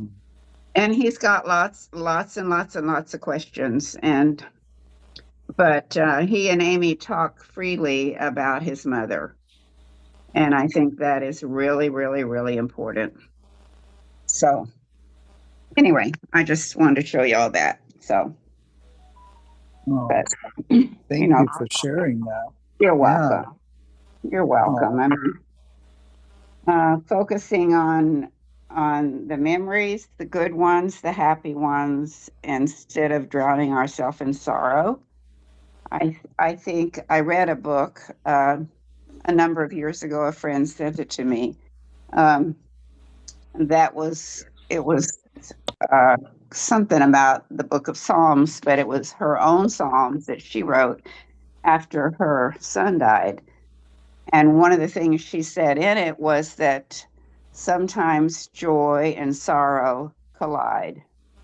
And I think that's very true. That's kind of how life is. It's a mix of emotions, and I think we need to honor and experience all of the emotions, but not dwell.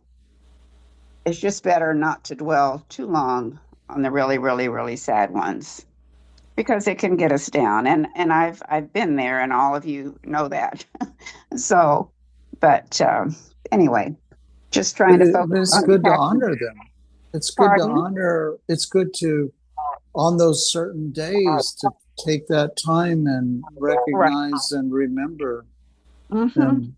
Sure. I Oh, think I think so too. I think each one of us somehow we were all created in God's image and in Hashem's image, and we're all a part of one another. And so when one passes away, we can feel that a part of us is missing. Um, yeah. so, and I'm wondering if we feel it, how much more our Creator must feel it. I mean, can you imagine all of the people, all of our loved ones, and people we don't even know? And I mean, probably somebody passes away every minute. So anyway, just it's kind of mind-boggling for me to even think about it. But anyway, I just wanted to share that briefly, and we can get back to another conversation. But I didn't want the day to go without saying something. So, I'm and thank glad you, that you said Marianne, for the prayers and the tears and the loves. I appreciate it. I love you. And yes. Patty, thanks for the hugs. I can always use a hug. Oh, In fact, I'm such a hugger. I came from a family of huggers, and I have learned that when I meet a new person, I have to ask them, you know, is it okay if I give you a hug, or are you a hugger? Because some people are not. And I've I've hugged a few people that did not want to be hugged, so I try not to do that. And of course, in Orthodox Judaism, you don't hug a man. So if you're a woman, so I mean, and I did learn that early on. So I haven't made that mistake, but anyway, Hey, that's Betty. Hey, Betty. I was just looking up the global death rate. You ready? On this planet, two the people, what? Global Global. death rate. Oh, okay. Go Two, ahead. 2 people die every second. Oh my gosh. Mm-mm. If you average Wow. it, you know. That that's amazing. So Yeah. we could be, if we chose, we could be crying continuously our whole lives. Right. 120 Um, people a minute die worldwide. well, That's that's so mind-boggling. I wonder how many people are born. That would be interesting. it's a little bigger than that because the population is growing. Right. Yeah. Hmm. So that's definitely bittersweet, you know, definitely. But apparently the sweet is meant to override the bitter, since there's more births than deaths. So, Yeah. Or is it's like I was telling somebody the other day, they were talking about the woke people that are around, and he says he's kind of like, man, they're getting on my nerves and this, that, and the other. And I told him, I says, well, you'll just have to deal with it for a little while, and they'll be gone. He goes, what do you mean? I said, because they're not procreating, having kids, so they'll oh, eventually just disappear. uh, He's like, you got mm, a point there. wow. I said, they'll eventually make themselves extinct. Mm, 250 a minute. Okay. Wow, Born. Wow. that's a lot of dirty diapers. Oh, yeah. And some of us in the olden days had to wash diapers. I know No, I've had nobody to do today that. does. Yeah, I did that. Oh, Mm. you did? Oh my goodness. Oh, the first child, and I don't know why I let people talk me into that, but it seems so right at the moment. No, Well, I only don't the know. I first one. The didn't. second one, go in the store, We get couldn't. the. Yeah, we couldn't afford. I think they had. I don't even know if they had disposable diapers when my first child was born in '65. I don't know. But if they I, did, I we don't think didn't know so. about them. But they did have a Yeah. laundry that would pick up your diapers, and but we couldn't afford that. We were very poor. So I Well, washed diapers in my bathtub and hung them out on the clothesline. there you go. Oh yeah. Yep. Mm. I will say one thing though: there's nothing like the smell of clothes that have been on a clothesline, though. I know, but you know what? They're not soft like the ones in the dryer. They're kind of Kind crispy, of crispy. That's it. But I especially can just remember smelling folding the clothes up and smelling the sunshine. Just yeah, yeah. We're kind of Unless it was those spoiled today. diapers. yeah, unless it was diapers and it still Oh smells my like crap. goodness. Just fold them God. up, put them Todd, away. we used to hang them on a barbed wire fence. Oh, okay. You That's wasn't What, the able, right. diapers? yeah, we didn't have a clothesline. The clothesline was messed up, so we had a barbed wire fence, and you put them on there. They're not going anywhere, right? Well, Because the that barbed wire works. would hold them in place. They dry right there. Well, in the winter, sometimes, I mean, I would hang the clothes no matter what. But then if it rained, I'd have to run out, or snowed, I'd have to run out and get them. And we had a basement in our home for the second child. And anyway, then I would hang them all over everything in the basement.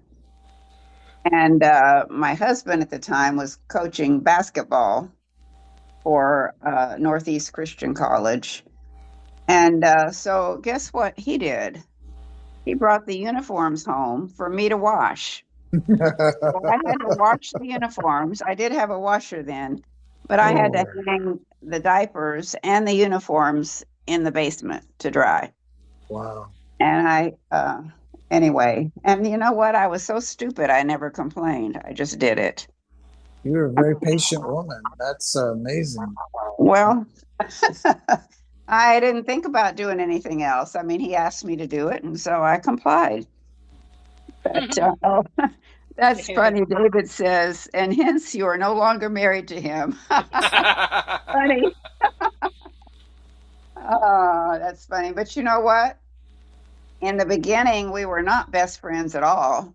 We couldn't stand each other, but, or at least, whatever. I was too hurt to do anything.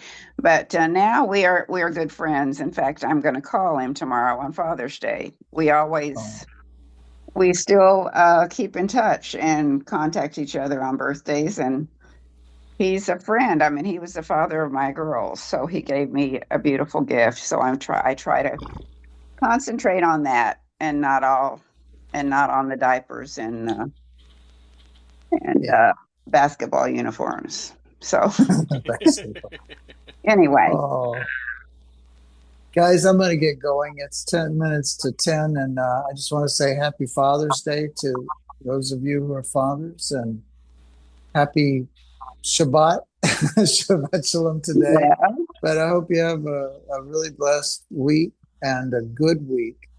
And you know, it's a wonderful thing. All these nice stories, and like since the little bit of time that I've been sitting here, I got to hear David talk. I got to hear Ronnie talk about the barbed wire. The barbed wire. I'm going to remember that. That was yeah, that good. was good. Patty and Todd and Angel and people. I hope all of you have a really good week, and so I'm going to look into those things we were talking about earlier and see about the kosher questions that we had. But anyway, you guys have a great week, and we'll talk another time. Okay? Shavua Okay, Tov and happy you have a Father's Day Say, to great you week too. too. Shavua Tov, Yes. Valentine. Thank glad you But got to you. see us. I'm glad I got to see you too. It is a blessing for me to get to see you guys. and tell That's good. your sweet wife, Corrine. Is it Corrine or Corinne? Corinne? Corrine. Yeah, Corrine. Yeah. Corrine. Tell her Shavua Tov from us as well. I will. I'll I tell always her. enjoy your pictures that you post sometimes. Yeah, So, I'm sorry I haven't posted much anything lately.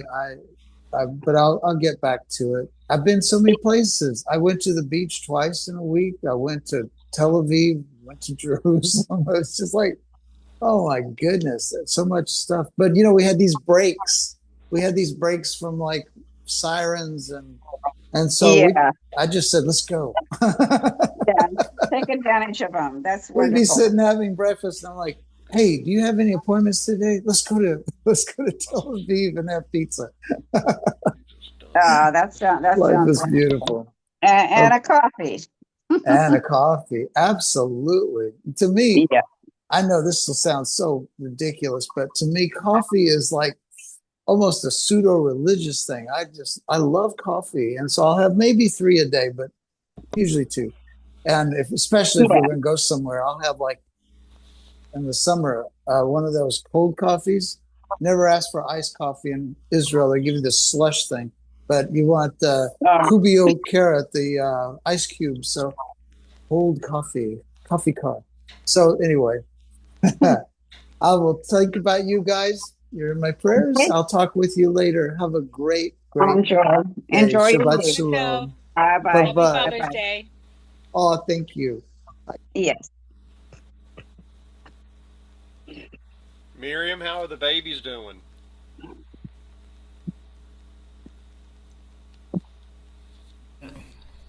Can you hear me? Yeah. Yeah. Yes, ma'am. Shabbat shalom. Okay.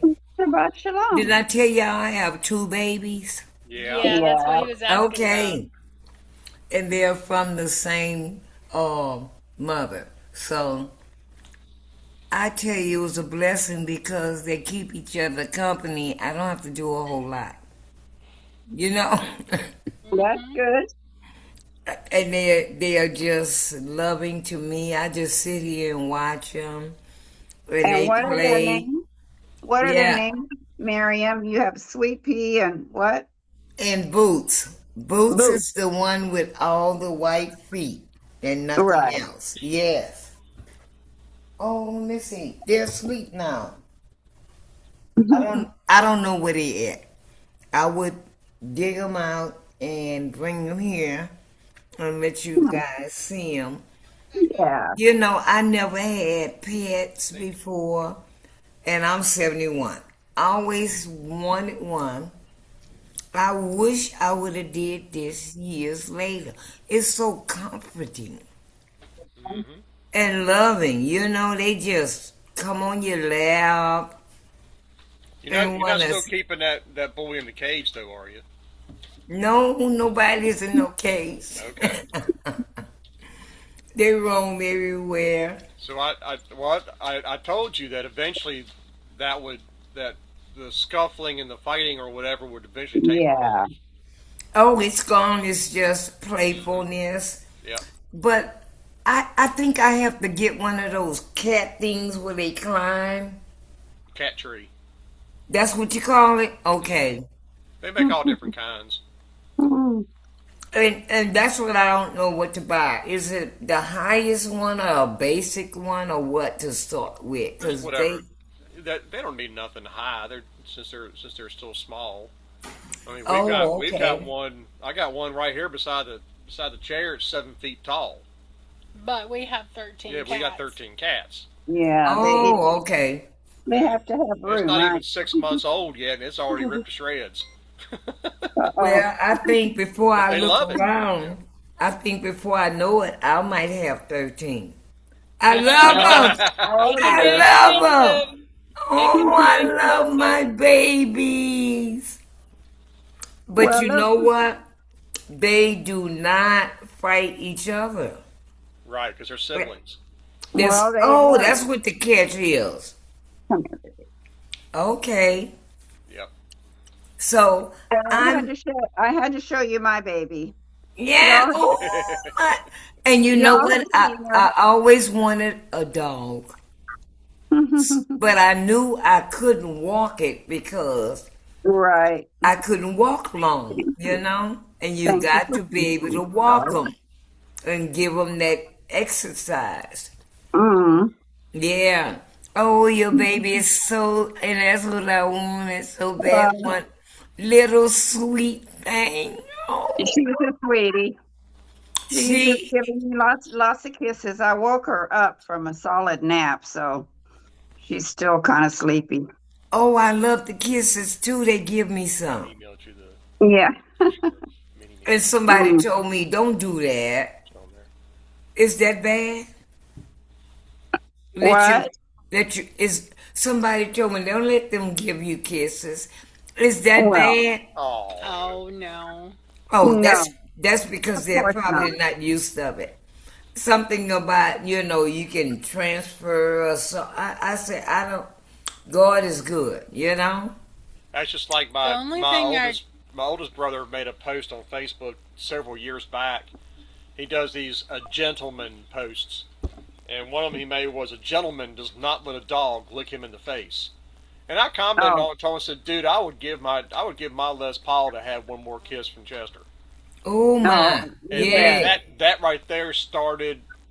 I mean, his little minions were just attacking me left and right. yes. I'm like, you gotta be kidding me. I love it. It's Mm. not all the time. You gotta Abby gives ask, me can I kisses. get a kiss? And they might give me a kiss. You know? Abby gives me kisses all the time. Oh my. Then So, I need time to just work on it and train that. Because I want more kisses.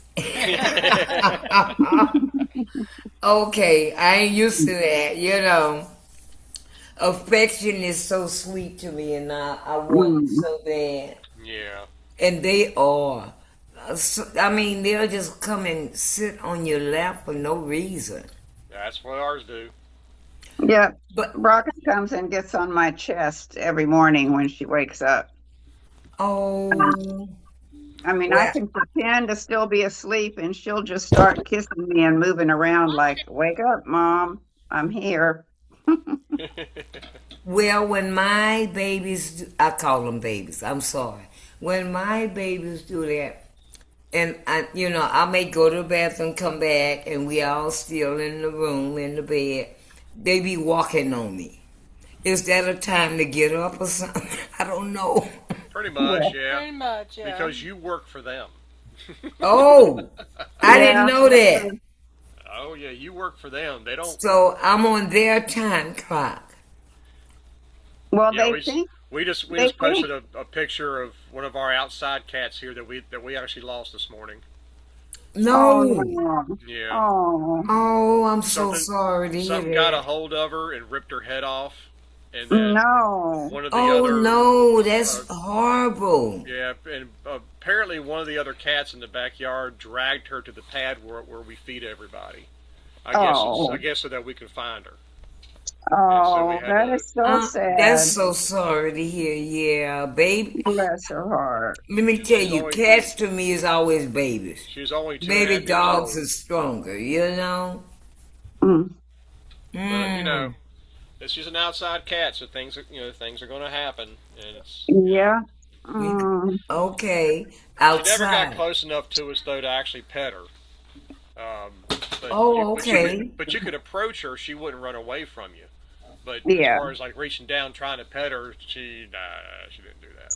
What was her name? Did you Her have a name her name? name her name was Mini Me, Mini Me. Oh, and I Oh. love it. we called her that because the, the Rosie who we lost back in February uh, was shaded just like her, so she was also a tortoiseshell, and she was always Oh. hanging out with Rosie all the Oh, I time. see it. Oh, my baby. Oh, my. Yeah, we used to joke that that was Rosie's little mini me, and so Oh, that's that's cute. how the name stuck to her. So No. sweet. But I have just fallen in love. Okay, I'm sorry, if she's the I only talk too one, much. that after Rosie passed away, she was the only one that stayed in the yard. So she was always Oh. in the yard, no Oh, matter where you look went. at those eyes. She was either I under the love them. truck or under the boat, or she'd follow you around the yard. Couldn't touch her, but she'd follow you around the yard. Just wondering, what are you Mm. doing? Oh no, that Yeah, was she was always a horrible though, sweetie. the way she went. That's horrible. I'm Oh. gonna miss her high stepping too, because she always told us when it was time to mow the grass. And she'd do these high Oh. steps because she was so tiny. I mean, she was like Uh, 4 or 5 pounds. She wasn't big She at all. looks tiny, Yeah, she was real yes. tiny, but she would high step over over the that's wet so grass in the Oh, funny. mornings. And she'd be like, "Up, time to mow the grass, I guess." oh, sweet baby, sweet baby. Oh my. So, That high stepping is funny. That's what Braca did when I took her out in a foot of snow. Um, yes.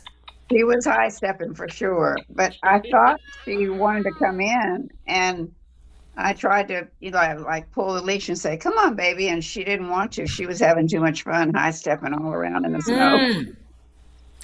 So Mm. the outside to them is more that desirous, right? Every time I open the door, they ready to shoot out of here. No, don't let them out. I don't. Mm-mm. I don't, cause I just had them by 3 weeks now. You Well, know. they're just curious for what's out there. Yes. Okay. But don't let them out. Do you know whether you have girls or boys? I got two boys. We Oh, already okay. been to the vet, got Well, all our that shots, yeah, that's everything. good. Yeah, Oh, exam. I thought one of them was a female. Well, we thought that You thought, the one right? that Well, on the brought. bright side, getting them fixed will be a lot cheaper. True. Yeah, okay, that's what the next step They is. just put that shop back Because there they got to be a certain age, right? That's what they said. Yeah. from 3 to 6 Yeah. months. Uh-huh. They 'Cause have to be at they least 3 months they old. not there yet, and that's why our next visit gonna be because we done had two already. It will Mm. definitely be a I lot love cheaper. them. No, you can I say love them. I wish I'd have that with your bed. had them. So comforting. Do you know I'm asthmatic? I always thought I would be allergic to pets. Never had an allergic reaction. If anything, I take less medicine now. I'm serious. Probably Well, because that's you're less stressed. That's what it is, huh? Yeah, Oh my. because especially when they're that age, they're fun to watch. I know it. Plus Competent. they're good company too, and she wouldn't be Yes. They lonely. just want to come and lay on you. Yeah, Sometimes I say, oh, wait, I got to go to the bathroom. I need y'all move. and then, and they follow you to the bathroom, don't They sure do. they? They sure do. Like a magnet, I ain't complaining. I love it. It's I like know. when Jonah goes to the bathroom with us or with me, he likes to climb down in my sweatpants down my leg and just lay there. So Yes. every time I come out, she knows he's been in the bathroom All with under me. your And as leg. I'm I walking down the know. hallway, say, "Look, I got a goiter." Sometimes oh, I think, do I need to lock the door? I mean, close the door first when I go, or is this okay? But I Oh, guess it's they're fine. okay. Yeah, they're not if gonna it's hurt okay nothing. with you, I'm sure it's okay. It doesn't bother me. I just want to make sure, I don't smell them out. Miriam, Um, I wanted to tell you that, hi, Miriam, my cat Peaches, if I get in the bathroom thinking that she doesn't know and I close the door, she starts scratching at it. Yes. oh, And how I have to funny. Yeah, ours is a little different. If we close the door, these paws come up underneath the door like they're trying to grab at you. Oh, those are so Yeah. cute. I've seen that. Yes. So is that bad for them to restrict them from you? I don't know. I No, don't want to traumatize none of them. I'm no, learning. they're fine. Okay. They'll be So more. loving. They'll be more fine if you let them in because they don't like closed doors. Oh, okay. Then I know just let them, even if I gotta go to the bathroom. I find it Let them. interesting how few of cats we have in the house that actually know how to open a door.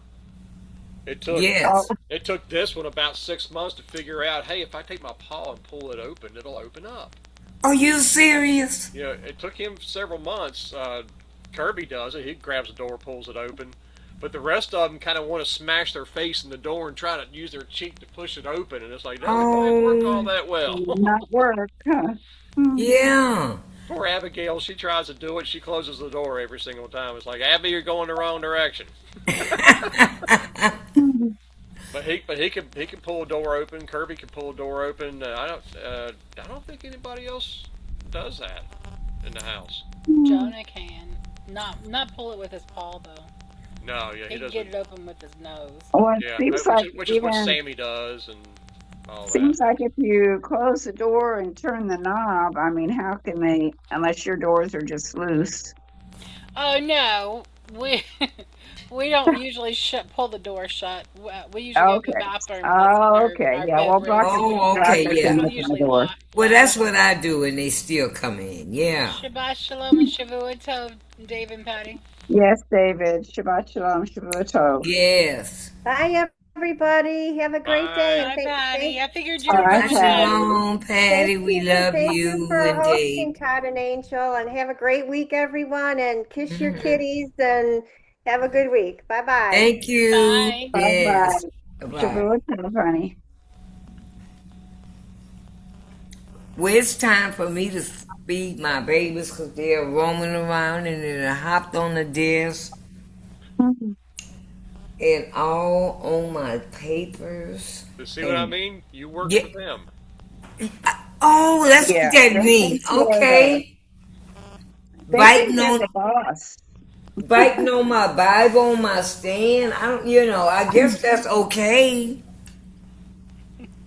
Well, they getting As long as they used to don't try to me. chew it, you're fine. Yeah, you Yes. gotta watch papers sometimes if they get to That's Papers. true. when they get to start chewing. Yeah, Uh, Jonah likes to chew on paper. Bibbles They likes can't, to it's chew my not good book. to let them swallow it, right?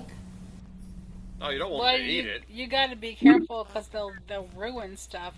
I have Well, one that that's, will chew yeah. on my books, and the other ones I can't leave any papers on my thing. Like I used to leave papers on here if it was something I needed to deal with the next day. I can't do that now because the little ones will start chewing them.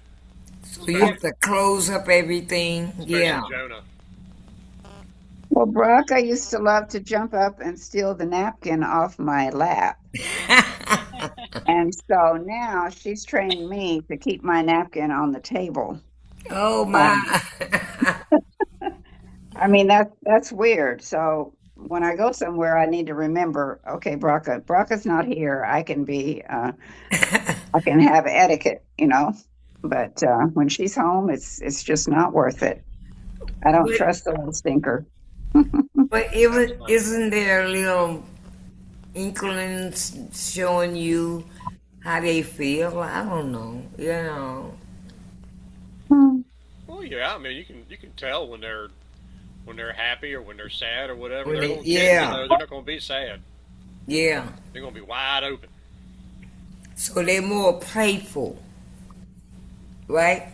Yeah. Because I don't know. Is it a You need sign you need saying, to hey, get you I one of don't those. like this? You need to get you one of those little laser pointers with a little red Oh laser on it, yeah. and let them chase it around Oh the floor. my. Oh, Y'all said that to me last week and I they'll go forgot. nuts.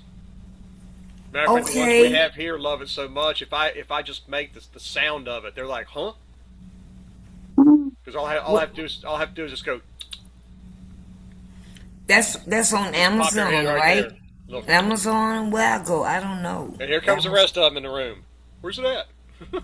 Where do I get the laser on Amazon? You can You get it can on get Amazon, You them can yeah. go on on Amazon, Amazon yep. or anywhere. Anywhere. Just type Okay. in cat and laser. Yeah. Okay. Okay. Thank you. Yeah, they're Thank not you, they're not that Angel. expensive, and they run off of watch batteries.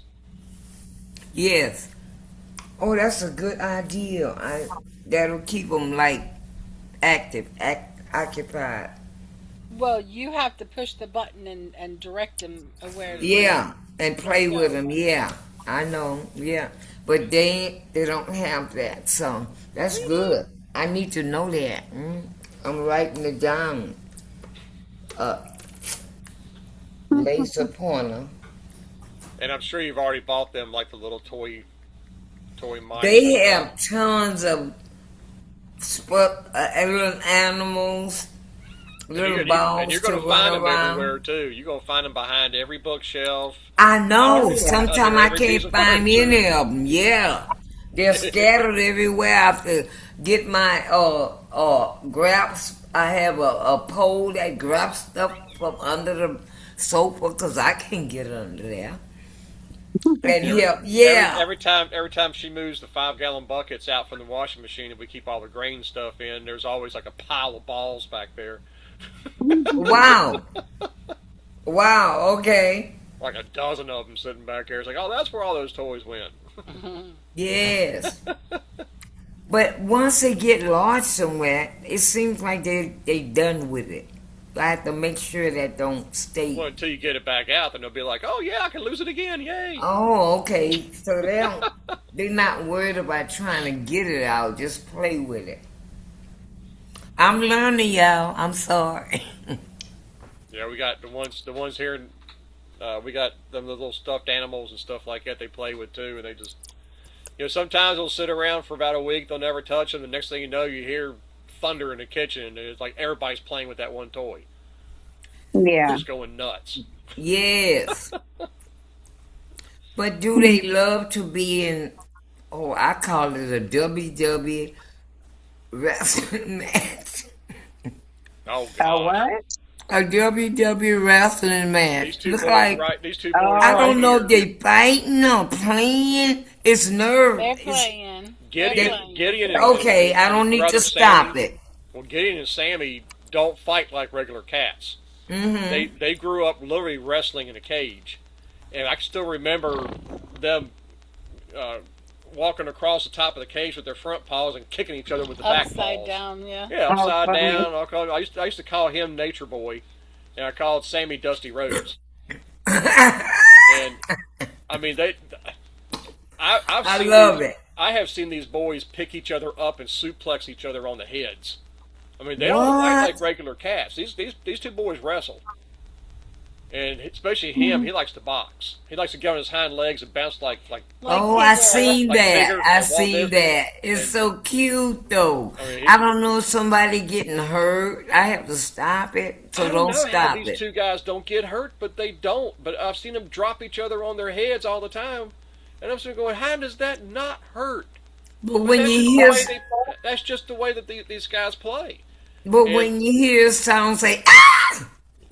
nah, no, we don't get that. Now, as far as Don't worry about that, huh? their nieces and nephews don't fight like that. They fight like regular cats. But it's funny when they lay on, when they try to play Yeah. with their uncles, they don't realize they're playing with fire because Mm. their uncles don't play the way they play. And Yeah. and now they've gotten to be a year old, they don't mind whooping them. So rough now. It's rough now. I mean, especially with what was it the other day? It was Micah. The other day decided he wanted to challenge his uncle Gid. Oh, mom. That didn't go very well. Oh, no. Now, and don't get me wrong, Micah's strong. He's not even a year old yet, and he's already 8.5 pounds. Mm. I mean, that boy right there he's got some guns on him. He's just like his uncle Gid. But he decided he's going to try to put him in a headlock. It didn't last very long because Gid was kind of like, boy, and he tried it again, and it's like he was warning him.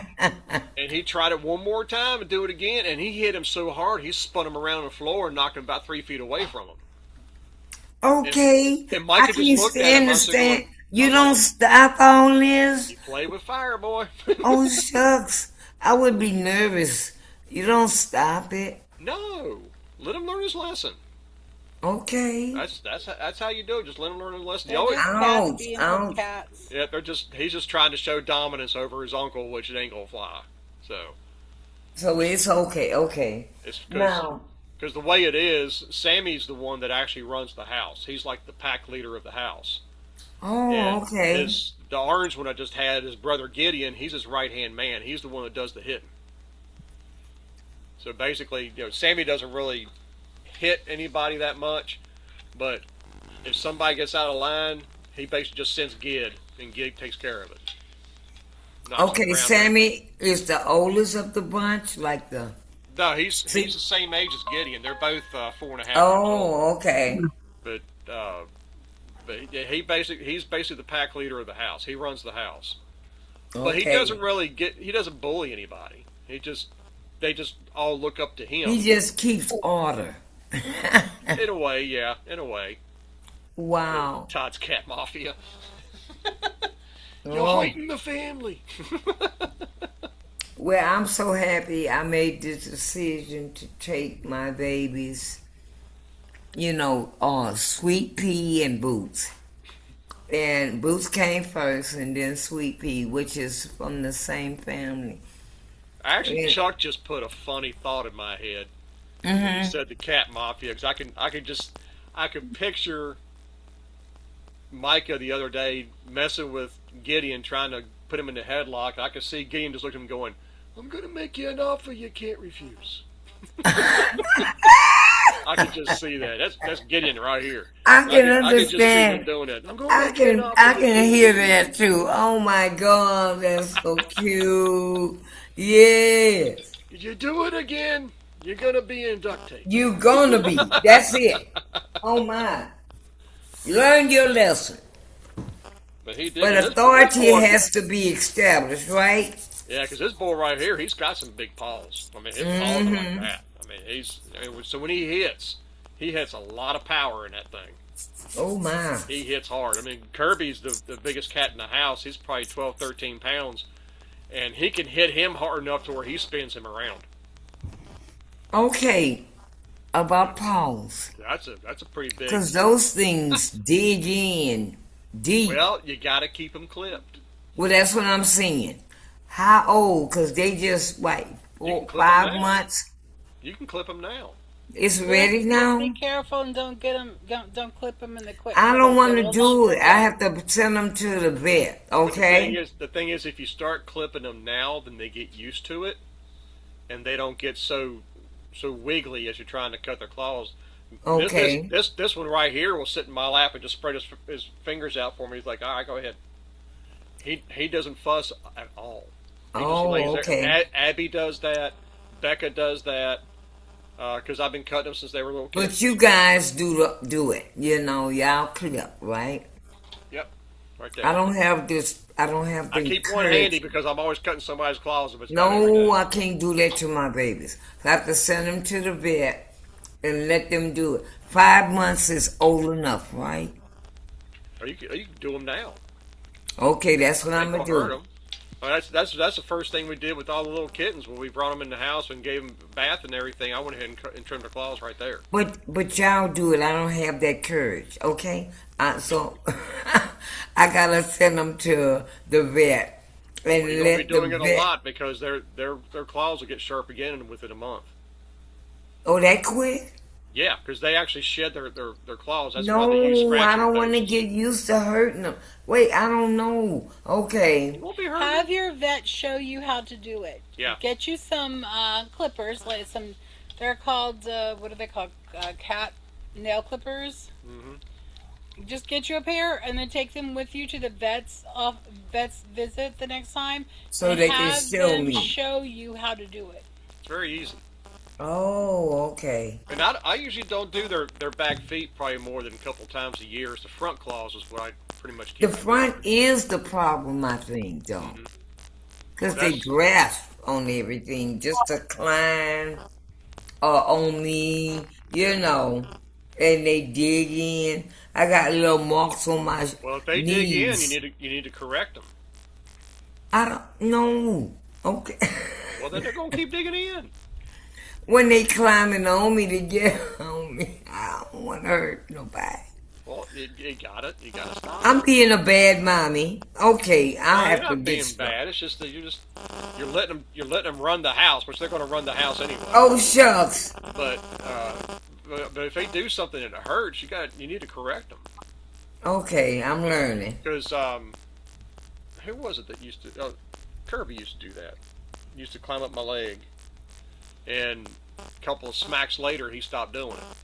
And Oh Renault wait, I don't know mentioned what a it. smack is. Yeah, No, and like Two fingers across the yeah, just nose. two fingers across the the nose, two fingers across the nose. and keep them stiff so they actually will sting a little bit when you do it. Ouch. But Okay, that's how you get their attention. Yeah, You're I not gotta trying to learn all hurt that. them. You're just No. trying to send them a message. Don't do that. Okay, just Reno the tried nose. to Okay, as she was nowhere else but the nose. Just the nose. just across the nose. That's all you gotta I do. don't understand what the nose supposed to do. Okay, It gets their attention. that's it. More than any other part, like Gets their And attention. they head it's or also they harder to back. break their nose than it is any other bone of their body. Yeah. But And you don't you also want to put it say in What? there. you also want to say no. Wait, say that again, Angel. They're also the harder bones to break than say their ribs. If you were to smack them in the side or something, don't do that. Just two fingers across the nose, and that's it. Just one time is all you. And when you do it, you need to say no really harshly. He flinched when she did that. What do I do? Yeah, because you're wanting to get them to where they will respond to your no Yeah. without the nose tap. That way, as they get older, if they're doing something around the house you don't want them to do, rather than getting up and telling them or whatever, just scream no, and they'll be like, "Oh, you're gonna be smacking the nose if I don't stop." They put two and two together pretty quick. Rena was she was really bad about jumping off of the feed table and jumping off of me. It's just something she did. Well, as she got older, It was started. cute when she was a baby. Yeah, but then she started getting heavier and getting older, and it was hurting. And yeah, I tried no, and everything, and she would still do it. So what I ended up started doing was, when I got ready to turn around with the food, I'd hold my leg up, and she realized, oh, I can't jump up there. It only took a couple of days, a couple of times feeding, she stopped. She hadn't done it since. So it's just the way, just the way it works. Man, we lost everybody. What happened? Chuck's still here. Morgan's still here. Baxter's still here. I don't know. Well, now being here and being awake might not be the same thing. I feel you. I feel like laying down myself. Just because I'm here doesn't really mean I'm here. Yeah, yeah. I think I'm gonna finish my salad and go take another nap. You guys have a wonderful week. You too, buddy. Thank you. You too. All right. Bye bye. Bye. See you later, man. No. Well, does anybody have anything else? We'll wind it down. I guess Baxter's in the barn again.